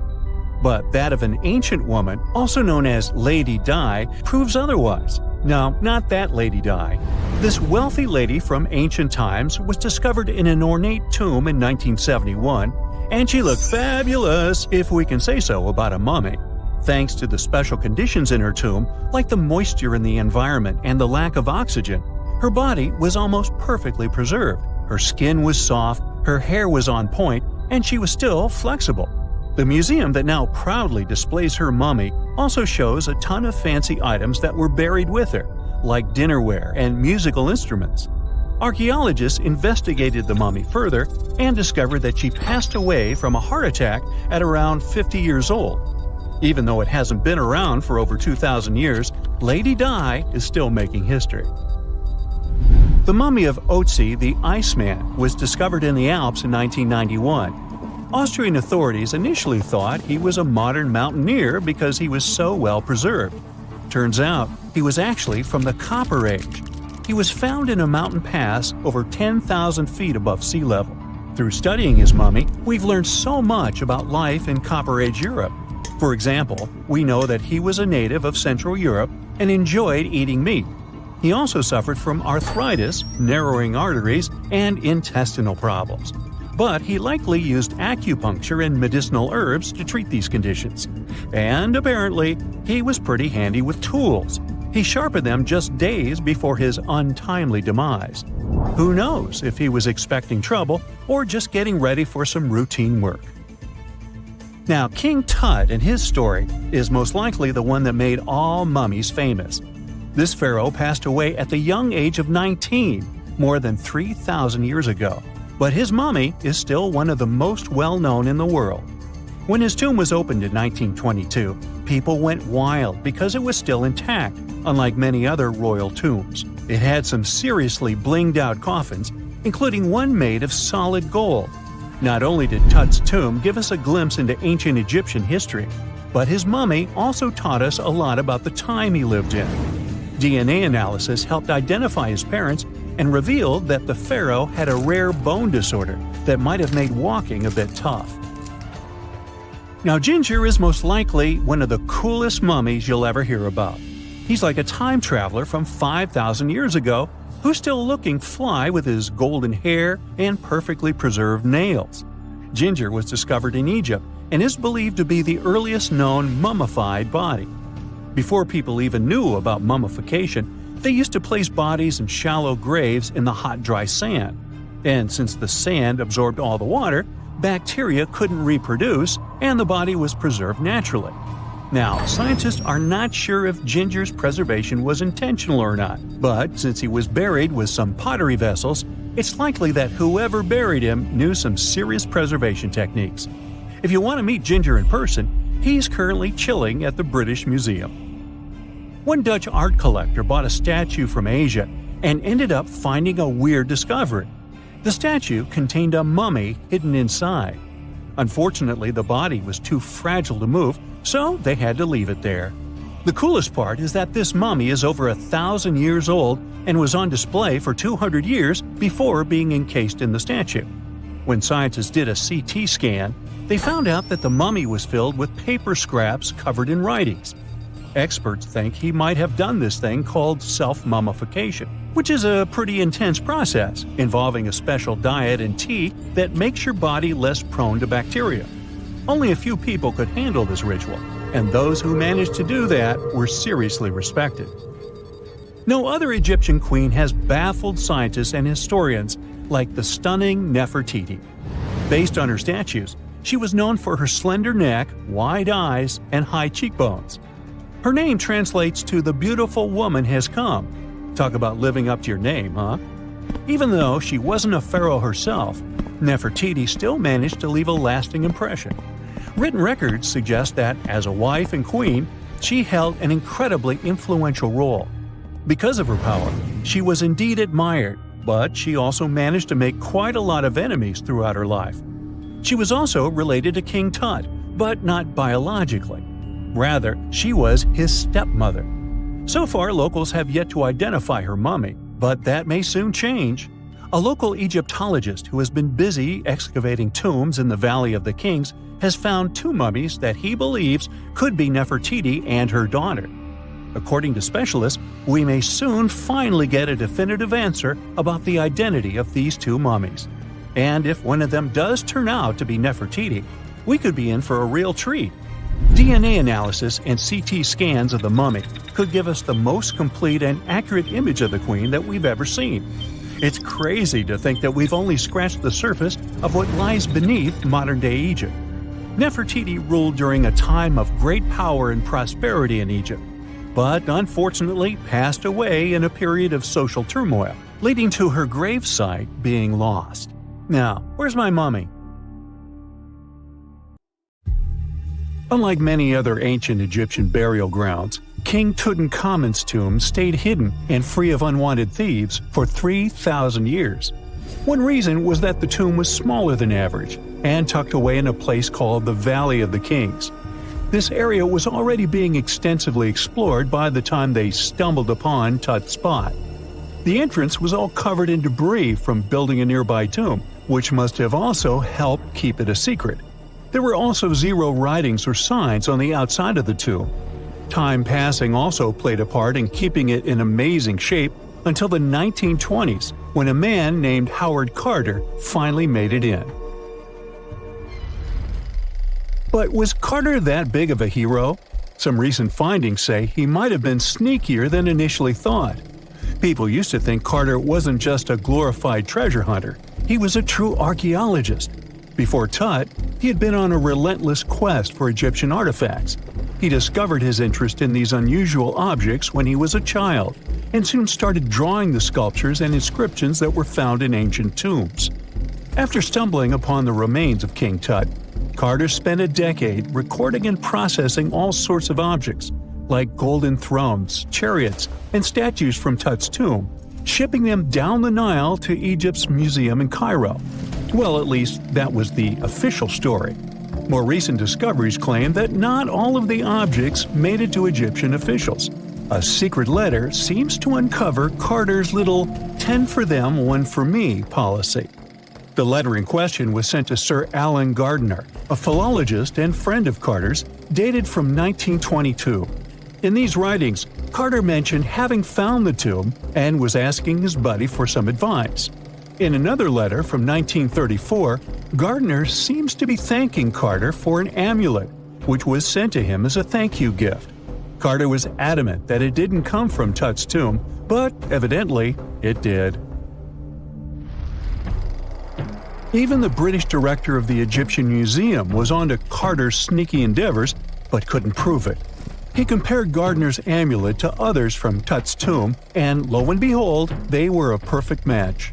Gardiner was so disappointed to have been put in such a sticky situation that he vented to Carter in another letter. Deciding to be a good friend, Gardiner didn't throw the famous archaeologist under the bus. Instead, he advised Carter to take those stolen goods back to Cairo, just like he'd advise you to like this video and subscribe to the Brightside channel for more amazing videos on the most unique topics in history. It's not the only shady piece of information on Carter's post-discovery behavior. In 1947, a man named Alfred Lucas, who used to work with a controversial archaeologist, gave some information in an obscure journal in Cairo. He claimed that Carter sneakily cracked open the burial chamber door himself. Then he sealed it back up like nothing had happened before the official uncovering. Now, why would he do that? Well, the same theory suggests that Carter and his crew might have entered the tomb early, so they could get their hands on some ancient goodies. Obviously, these people couldn't risk having such objects sold while they were still alive, but made sure they were auctioned off after they passed. Carter, though, never confessed to anything. He made no official denial either, but the Egyptian government couldn't risk any more mysterious disappearances, so they prohibited him from entering the tomb for a while. Some have connected this apparent stealing to the curse of King Tut. If you've never heard of it, know that it became quite the scary tale soon after King Tutankhamun's resting place was uncovered. It claimed that anyone messing with the tomb of the boy pharaoh would face some serious bad luck. It's not all dramatic like a mummy going on an aggressive spree, but word got out that the people involved in disturbing King Tut's lair met some mysterious, untimely ends. The main untimely passing related to this supposed curse is that of George Herbert, the 5th Earl of Carnarvon. He was this British aristocrat who helped fund the search for the tomb. He passed away just a year after the tomb was opened. Now, people love to call it mysterious, but it turns out that Herbert was already in pretty bad shape health-wise when he got to Cairo, and he ended up getting taken down by a regular disease. Now, let's talk numbers. There were a lot of people linked to this tomb opening: security guards, archaeologists, and supporting staff. And sure, a few of them did pass not long after the tomb started receiving visitors. As much as we'd like this curse to be true for the sake of, good storytelling, statistically, if you have a bunch of people connected to opening a tomb, you'd expect some passings just by random chance. The average lifespan for those supposedly targeted by the ancient curse was more than 20 years after the spell was supposed to kick in. Herbert's daughter even lived until the 1980s, that's half a century later. And Howard Carter himself lived until 1935, a solid 16 years after the big reveal. Some have suggested that the whole curse was nothing more than a careful PR strategy. You see, when Tut's tomb was found, Howard Carter wanted to make a priority out of keeping nosy reporters away. So he might have come up with a curse hanging over anyone entering the boy king's resting place. But what was stolen from King Tut's tomb anyway? Well, some jewelry to begin with. It might have been snatched by Howard Carter himself, according to a French specialist. He did some intensive research by looking at old pictures taken from inside the tomb back in the 1920s. He compared those images to various objects from museums and auction houses. He soon started to piece together the whereabouts of some of Tut's jewelry. First up, there's this collar that used to be on Tut's chest. It was all broken into pieces, and some parts went via Carter to the Nelson Atkins Museum in Missouri. Meanwhile, other bits ended up on a necklace owned by some unnamed people who tried to sell it in 2015 but failed. Even the Nelson Atkins Museum agrees, as they've confirmed the information on their website. Then there's a headdress piece. Some beads from it that once belonged to Tut apparently got stolen by Carter too. They were also strung into a necklace and are now being held at the St. Louis Art Museum. Another fancy collar made out of glazed ceramic magic spent some time at the Met, far away in New York. Thankfully, it was sent back to Egypt a bit over a decade ago. This seems to have been, as you'd expect by now, also stolen by Carter. Missing artifacts aside, King Tut still gave a ton of amazing objects that helped us learn more about this incredible ancient culture. Starting with the famous burial mask. It's this massive 21-inch gold art piece with semi-precious stones and glass paste. It weighs 22 pounds and showcases the boy pharaoh with a long beard and a headdress with a cobra and vulture. On the back, there's this spell from an important ancient Egyptian spiritual book that's supposed to make sure it works just as well in the afterlife. Tut was also apparently a board game enthusiast. They found 4 board games in his tomb, some made of ivory. Archaeologists also found a pair of gold sandals, though you'd imagine they were more for show than for comfort. In fact, the pharaoh probably never wore them in his lifetime. Now, speaking of fashion items, it turns out Tut was quite the fancy ruler. They even found a mannequin in his tomb that was used to pick out, adjust, and store his outfits and jewelry. The boy king seemed to have also enjoyed some music, based on the 2 trumpets historians found in his tomb. Though they were played back in 1935 in a BBC broadcast, the instruments are today considered too fragile to be maneuvered. A gruesome discovery took place in Egypt some years ago. You want to hear about it? 16 human hands, carefully buried in 4 eerie pits. They didn't look too much like human hands at first, since they were abnormally large, but they were. Weirdly, there were only right hands, no left hands were in sight. It turned out that it points to the practice of an ancient dark ritual.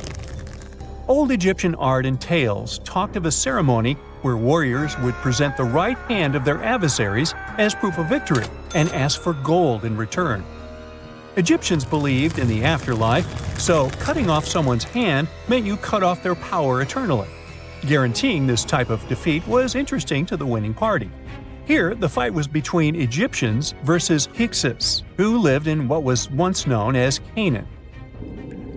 Egypt has always been the center of some history-changing findings, and some time ago, this papyrus was found. If we stretched it open, it would be just a tad bigger than the height of a skyscraper.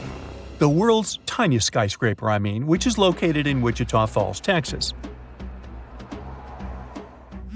When humans didn't write on their notes app, they wrote on this thing, made from the medulla of a papyrus plant. Around 2,000 years ago, ancient Egyptians wrote something reminiscent of a book where they describe most of their funerary traditions and their visions of the afterlife. It's considered one of the most important texts from ancient Egypt and is still sold in bookstores to this day. This ancient manuscript was unearthed from a chamber located just south of the Pyramid of Djoser, located in Saqqara. Oh yes, Djoser is the oldest pyramid in Egypt and not the Giza pyramids like most people think. So recently, the site of Saqqara buzzed with excited archaeologists who probably found one of Egypt's oldest complete mummies. They believe that this beautiful and well-preserved mummy was that of a wealthy man. He was discovered in a deep shaft, covered in layers of gold leaves. There are many symbols that show he was an important and wealthy man, like the band he wore on his head, the bracelet on his chest, and the fact that he was embalmed with a tunic, which was reserved for Egypt's finest. The most exciting part of the entire discovery was finding the resting place sealed with mortar, just as the ancient Egyptians had left it 4,300 years ago. Now this may sound weird, but back in 2008, archaeologists discovered a missing pyramid. Now it went missing because it deteriorated over the span of 4,000 years. Today, you can only see its base. It was a pretty important site back in ancient times. It is said that around the area of the pyramid, the ancients hosted a special type of ceremony where high priests would carry mummified remains of sacred bulls. Now here's a fun fact. Ancient Egyptians believed that Apis bulls were earthly incarnations of the city deity of Memphis and was connected to rites of fertility. It wasn't just any Apis bull, though. They needed to be all black, with a single white mark between its horns and a bunch of very specific characteristics. They were selected by the local priests and honored until they passed away. After that, they were mummified and buried in underground galleries. Meanwhile, this missing pyramid sort of disappeared around the 1800s. It was a German archaeologist who first found it in the village of Saqqara. He called it the Headless Pyramid when he first found it. But then, years after the official discovery, the desert sand came along and covered the whole thing. There were some excavations between the 19th and 20th centuries, but they weren't too systematic. That's why scientists were so thrilled when they dug an entire pyramid's base after removing the 25-foot mound of sand that was covering it. Oh, and it turns out American archaeologists are excavating a cemetery in Egypt that could contain over 1 million mummified bodies. So far, archaeologists have dug around 1,700 mummies. One of the main differences from other classic Egyptian mummies is that these people weren't kings and pharaohs. They were commoners that most likely lived about 1,500 years ago, when Egypt was controlled by the Roman and Byzantine empires. The name of the cemetery is cool, though, the Way of the Water Buffalo, just in case you want to check it out on your next trip. Other than bulls and buffaloes, ancient Egyptians also liked baboons. Are you seeing a pattern here? In the beginning of the 20th century, archaeologists discovered a site filled with mummified baboons in a place called, guess what? The Valley of Monkeys. An animal wouldn't have been mummified if it wasn't considered important. Certain animals were more important than others, since they were linked to specific deities. Jackals were connected to Anubis, the ancient god of the afterlife, and cats were likened to the female deity Bastet. Baboons were a pretty big deal, since they were believed to be connected to Thoth, the deity of wisdom and advisor to Ra, one of Egypt's supreme deities. The archaeologists who studied these animals weren't too happy.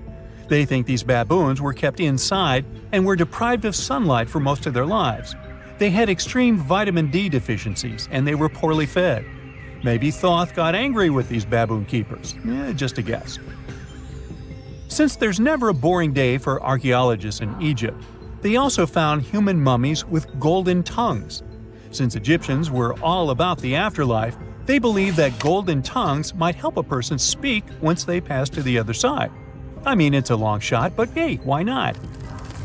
Some of these mummies were placed in wooden coffins with goods, such as necklaces, pottery, golden artifacts in the shape of lotus flowers, and scarab beetles, and iPhones. Just kidding. A new temple was also unearthed recently in Egypt. Scientists believe it was dedicated to honor Zeus Cassios. That deity would be a cross between Zeus, the almighty Greek deity of the sky, and Mount Cassios. While digging around the Sinai Peninsula in Egypt, archaeologists spotted 2 pink granite columns poking out of the ground, and bingo. They believe these columns represented the temple's front gate and collapsed during an earthquake many years ago. And speaking of deities, there weren't only super serious deities. Recently, scientists unearthed a golden ring in a city south of Cairo. No, Frodo, it's not magical. It was a normal gold ring, but it had the depiction of the deity of fun, officially named Bes. This deity is often described in sacred texts as a happy chubby dwarf. Today, many tattoos we get are sorta deprived of any sense and are made of aesthetic purposes only. In ancient Egypt, though, women would get tattoos as a token of protection for childbirth. That's what scientists think, at least. Around the Nile region, scientists found some mummies that had well-preserved tattoos, which is a rarity since the skin deteriorates so easily. 2 of these women tattooed their lower backs, and the drawings were simple. They were mostly pictures, including that same chubby dwarf we just talked about, Bes. He also had a side hustle as the protector of women during childbirth. Now, would you believe me if I told you ancient Egyptians invented robots? No? Well, that's because that's not entirely true. Sure, they were astronomers, mathematicians, and engineers, and somehow they also squeezed an eccentric invention into that package – an automated deity some scientists called Hathor. This wooden statue had been in the Metropolitan Museum of Art for years before someone noticed its secret.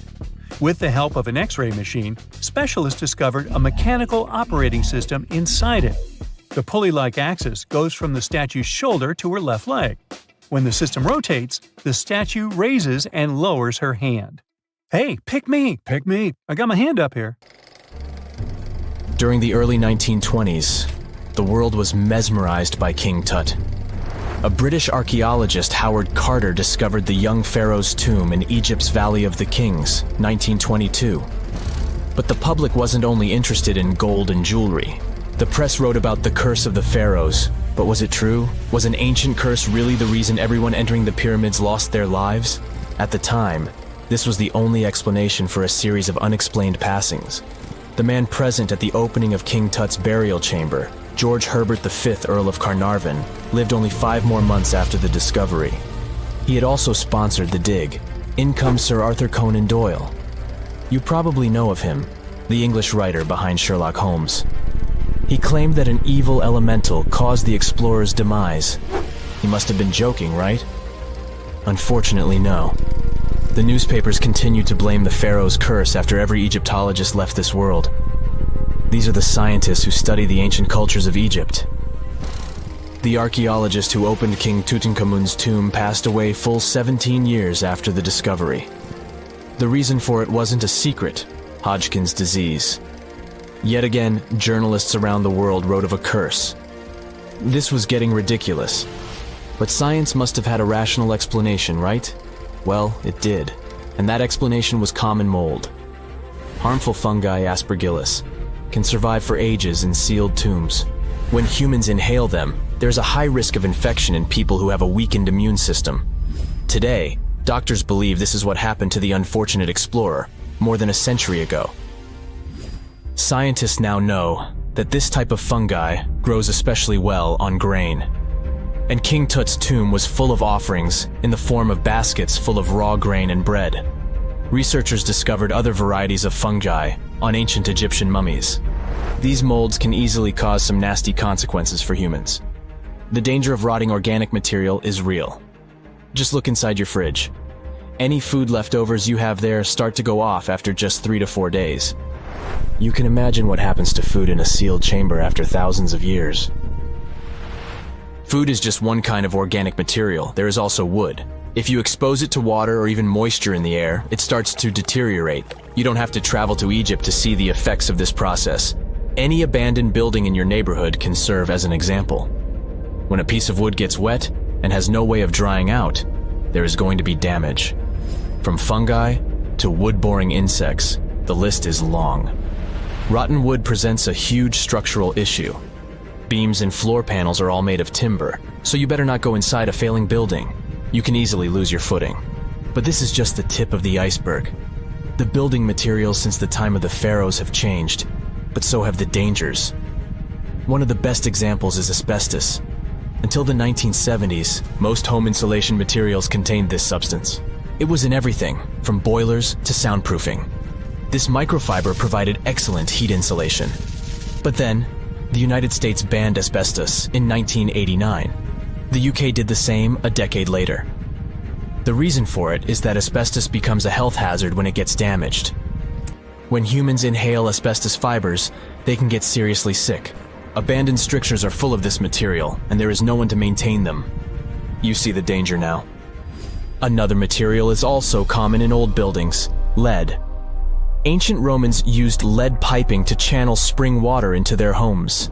They also cooked in lead vessels, which was probably not the wisest of choices. You see, lead and water don't go well together because of something called corrosion.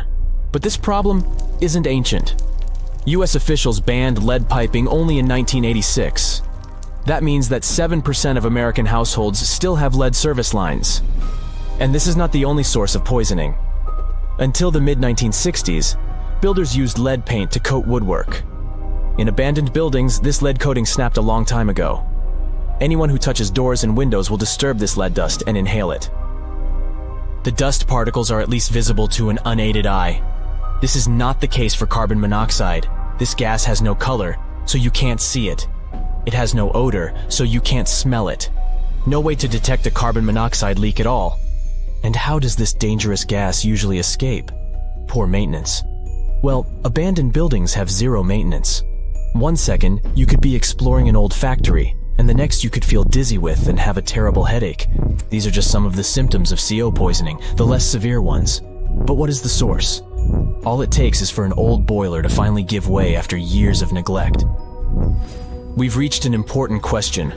What is the main factor in air quality inside a room? If you are thinking the level of oxygen, try again. It turns out that oxygen levels drop by only 0.3% in 8 hours inside an airtight room. This is a room in which doors and windows are sealed with tape, so the decrease is even smaller in normal conditions. Oxygen isn't the main problem. The levels of carbon dioxide rise sharply inside a sealed room. This is the direct result of human breathing. We inhale oxygen and exhale CO2. Think of it as a waste gas. Normally, it's only a tiny portion of the air we breathe, 0.04%. But in a sealed room, high levels of carbon dioxide will make you feel drowsy. And that's the last thing you need when inside a dilapidated building. Carbon dioxide will decrease your ability to think clearly. Researchers from Harvard did an interesting study in 2016. They had office workers come in 6 days in a row to complete a problem-solving test. During the week, they gradually raised the carbon dioxide levels in the mock-up office. The results of the same test kept getting worse over time. There are many factors at play, but CO2 levels definitely had an impact on the workers' problem-solving ability. The test took place inside a typical office environment, not inside a crumbling building where visitors must watch their every step. When I say visitors, I really mean trespassers, and trespassing is a criminal offense in the United States. This goes both for private and public property. If you defy the law, you can be fined up to $5,000 or even face lockup time. That should make you think twice before jumping over a fence with a no trespassing sign. But again, you might not be the only one inside. You can never know who else is in the building. Perhaps a person up to no good? It doesn't have to be a person at all. Animals can pose a threat as well. You would be startled if you saw a rat, for example, but the poor animal would be scared as well. It might bite you. The list of diseases rats carry is pretty long, but rodents' teeth can cause other forms of damage. They grow constantly, so the animal has to constantly nibble on something to stop them from overgrowing. If you ever felt peckish at 1 a.m., you know the feeling. Electric cables are high on the rodents' menu. Abandoned buildings have plenty of those. Old wiring is dangerous on its own. Structures erected before 1984 often used wires made out of aluminum. Today, copper is the standard because an aluminum wire is 55 times more likely to catch on fire than a copper one. Flipping a switch in a rundown building can cost you your life. Be on alert for telltale signs that something is wrong. Lights that flicker, sparks from sockets, and the smell of smoke. And yeah, don't count on an earth cable to protect you from electrocution. Ground cables became standard only in the 1960s. If you come across a well in Portugal, resist the temptation to gaze into its depths. The inverted tower in the enigmatic city of Sintra sends chills through those who encounter it as it spirals down a daunting 88 feet into the underground. It certainly wasn't designed to collect water, yet its true purpose remains a closely guarded secret. Dating back to around 1904, this well could have been involved in a mysterious initiation tradition from the Knights Templar. The Templars had faded into history almost 6 centuries before the construction of this pit, but their enigmatic traditions were revived by later generations. So one theory says that candidates seeking to join the group back then had to confront their deepest fears by facing this well, descending its spiral staircase blindfolded. When they reached the bottom of the inverted tower, they removed their blindfolds and were faced with this frightening sight. The only way out of this dark labyrinth was to keep looking up and following the light. Now imagine yourself browsing the shelves of a used bookstore until you find a book with an alphabet you've never seen before. You decide to use an image translation app but find no matches. Intrigued, you buy the book. Then you show it to your friends and family, but nobody recognizes that alphabet. Rare book dealer Winfried Vonnig probably experienced the same frustration back in 1912, when he acquired what would later become the most enigmatic book in the world. The work is known today as the Voynich manuscript, and it's written entirely in an unknown language that no one has deciphered yet. The pages of this 15th century codex are filled with botanical drawings, but these aren't typical daisies or roses. In fact, they don't resemble any plant species that we know of. What makes things even stranger is the illustrations of unfamiliar constellations and women swimming in green baths. Delving deeper into the realm of mysterious texts, we set off on a journey to the Qumran Caves near the Salt Sea in the Middle East. In 1952, a team of archaeologists stumbled upon 2 scrolls made of highly oxidized copper at the site. Unrolling them was a major challenge, so they decided to cut the scrolls into 23 parts to investigate them. Imagine their surprise to see Hebrew words like gold and silver popping up. But no, it wasn't an ancient invoice. It was more like a treasure map, pointing the way to over $1 million. Unfortunately, the treasure was never found. Not for lack of trying, though. You see, the quest isn't as easy as it may appear. Some of the copper scroll's vocabulary is technical, and some geographical locations remain a mystery. There's also one last possibility. Perhaps it's all a work of fiction, like a pirate tale from the old days. People talk about Mona Lisa's almost haunting stare that seems to follow you no matter where you stand. But here's a quick question. Does she have eyebrows? You got it right if you said no, and her complete lack of eyebrows adds another layer of mystique to her gaze. The most common explanation is that beauty standards were different, and perhaps plucking the hairs above the eyes was a thing around 1503. But take a look at other Italian paintings from that time, like La Schiavona or Portrait of a Young Girl. Yep, eyebrows. So, not everyone was entirely pleased with this theory, like French inventor Pascal Cotte. He spent 3,000 hours analyzing scans of the painting to dig through all the layers of Leonardo da Vinci's masterpiece. Now he claims that the Mona Lisa once had eyebrows, but they disappeared over time due to cleanings and restorations. Some historians, however, still question his findings, which means that Mona Lisa's style, or lack of it, remains an unsolved mystery.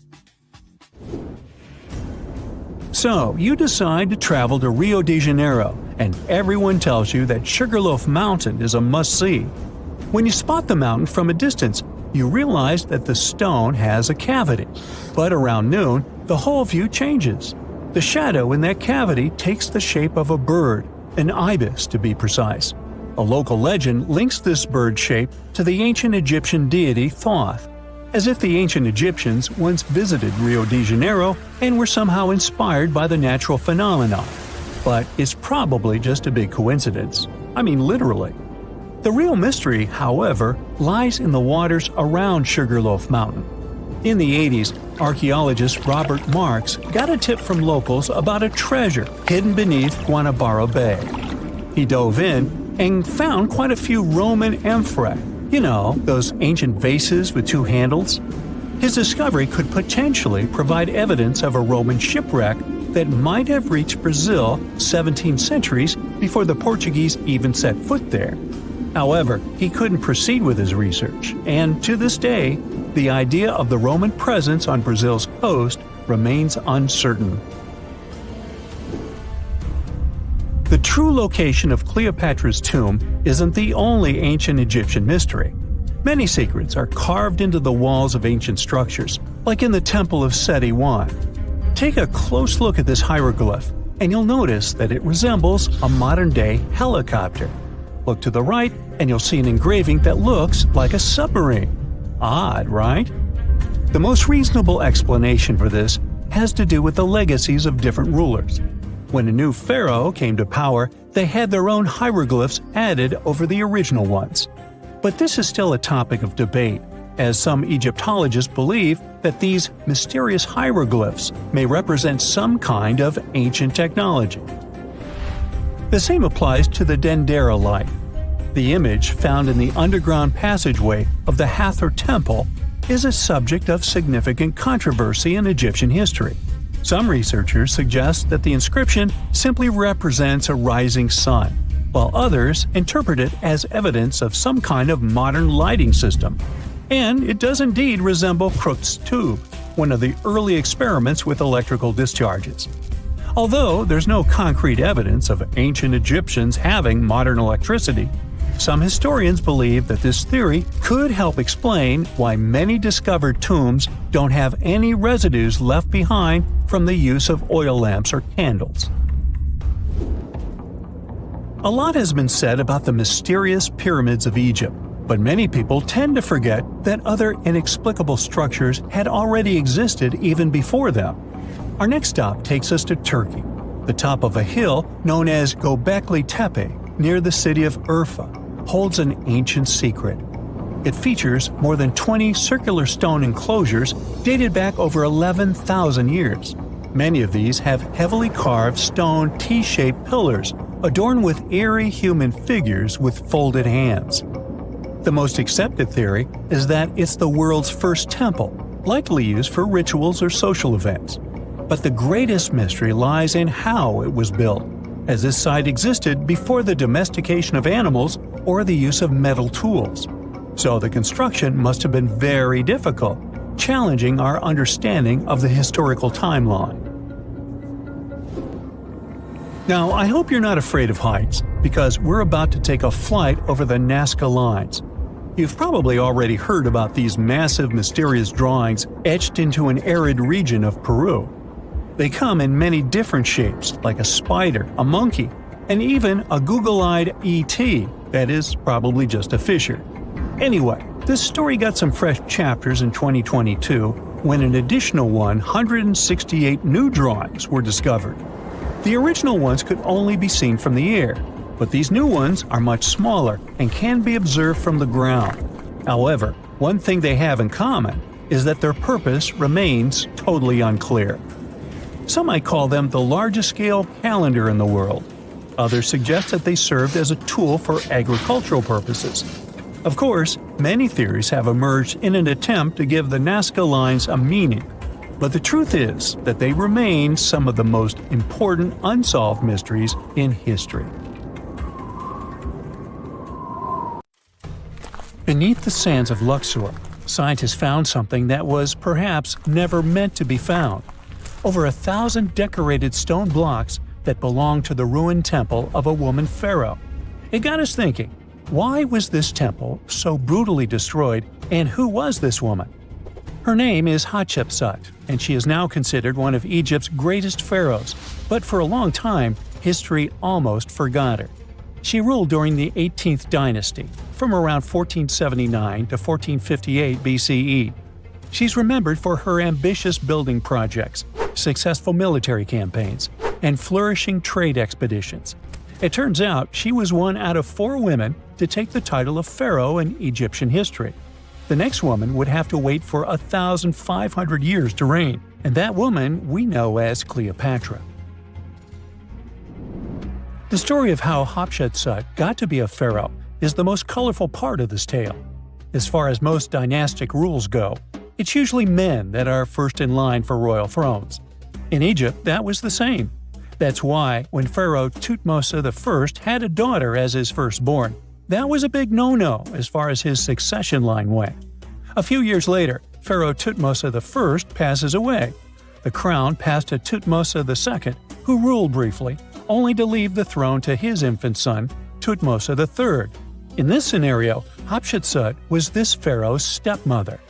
So what happened was that Hatshepsut served as advisor to her stepson, since he was too young to rule on his own.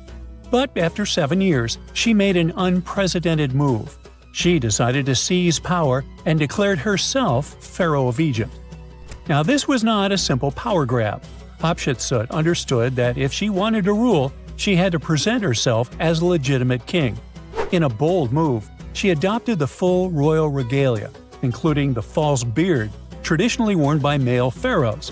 She was often depicted in statues and hieroglyphs as a man, wearing the pharaoh's kilt and headdress. But this wasn't about disguising herself. Experts believe she never tried to hide her identity. Inscriptions on her statues often included feminine titles, like Daughter of Re, or grammatical structures that combined male and female terms, such as His Majesty herself. This showed that while she adopted traditional symbols of kings, she still acknowledged her true gender. But she needed to go even further. To legitimize her rule, she crafted an elaborate origin story. She claimed that the deity Amun himself had visited her mother in the form of her father, Thutmose I, and that she was his divine daughter. Now this was no small claim, since pharaohs were seen as deities on earth. By aligning herself with Amun, she strengthened her right to the throne. In temple carvings, she depicted this divine birth with Amun, presenting her as his rightful heir. These narratives weren't just mythology, they were tools, ensuring her position remained unchallenged. Hatshepsut also took a new name, Ma'at Kari, which translates roughly to "Truth is the soul of the sun god." The word Ma'at was central to Egyptian beliefs. It represented order, justice, and divine balance. Pharaohs were expected to uphold Ma'at to ensure Egypt's stability. By calling herself Ma'at Kari, Hatshepsut was likely reinforcing that she was a legitimate and rightful ruler. Her reign was truly great. She led Egypt into an era of peace and prosperity, launching massive building projects and restoring temples across the kingdom. Her most famous achievement was the construction of her temple at Deir el-Bahari, a pretty impressive architectural masterpiece carved into the cliffs of Luxor. Hatshepsut initiated one of the most ambitious construction projects in ancient Egyptian history, commissioning monuments, temples, and obelisks to immortalize her reign. It's argued that she continued with the construction of the Avenue of the Sphinxes, a grand road lined with statues leading to the Karnak Temple. For many, her shining architectural achievement was the towering obelisk she had carved from single pieces of granite. One of these, weighing over 320 tons, still stands today. Now, beyond building, she expanded Egypt's influence through trade. She sent an expedition to the mysterious land of Punt, believed to be modern-day Somalia or Eritrea, bringing back riches like gold, ivory, and exotic animals. Her fleet of ships sailing the Red Sea marked the first recorded trade mission of its kind, establishing economic ties that would benefit Egypt for generations.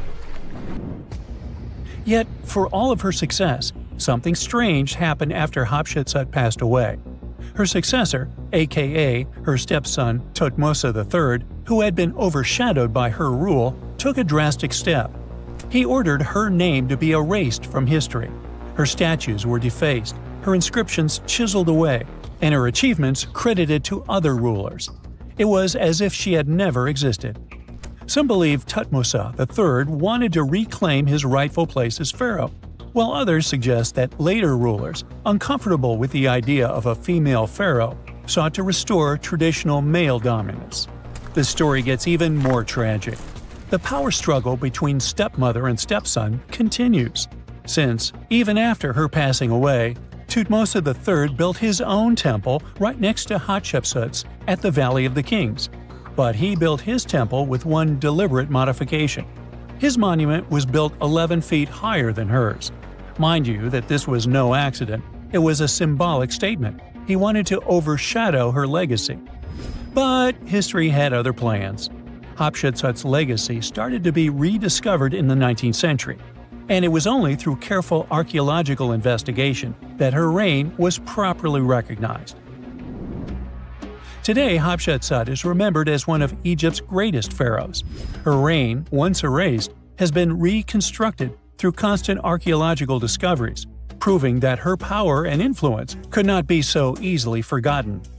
Her resting place had been hidden in plain sight, her body removed from its original chamber in an effort to erase her from history. This final piece of evidence cemented her legacy, proving that even attempts to erase a pharaoh could not really do it. Hatshepsut's grand temple, Djeser-Djeseru, was a stunning architectural feat, designed to immortalize her reign and solidify her divine connection to Amun. But after her death, her successor, Thutmose III, launched that calculated effort to erase her legacy, and parts of her temple were dismantled. Historians still debate why. Was it a dynastic power move, an attempt to restore traditional male rule, or a bid to strengthen Thutmose III's claim to the throne? Maybe he was just a jerk. Whatever the reason, the destruction wasn't immediate. It happened decades after her death, suggesting it might not have been a personal revenge, but a broader political strategy. Yet, despite these efforts, her temple endures, and so does her story, a defiant echo of Egypt's first great female pharaoh. Let's travel through space and time to another place. Dashur, Egypt, is known to be home to several resting places of people from ancient Egypt. In the year 2017, scientists uncovered a long-lost pyramid. They quickly called the Ministry of Tourism and Antiquities because they suspected it was going to be a big deal. Unlike most pyramids that were found in the area, this one was completely sealed. Lifting the capstone was a delicate process. When they finally managed to open the pyramid, they expected to find an undisturbed chamber. Instead, it was chaos. The place had been looted, and the personal items of the person that had passed away were scattered all over. But in the middle of the wreckage, they found a chest. Using the latest scanning technology, they managed to read the damaged hieroglyphs on its surface. What they found was unbelievable. The name inscribed there was as clear as day: Princess Hatshepsut. Ooh. The discovery made in 2017 also opened up a lot of questions. After further analysis, scientists discovered the remains belonged to another Hatshepsut. It belonged to a princess that lived during Egypt's 13th dynasty. The fact that her resting place had been looted before it was sealed made scientists wonder, were these ancient people trying to hide something about this public figure? And why is there almost no record about her in ancient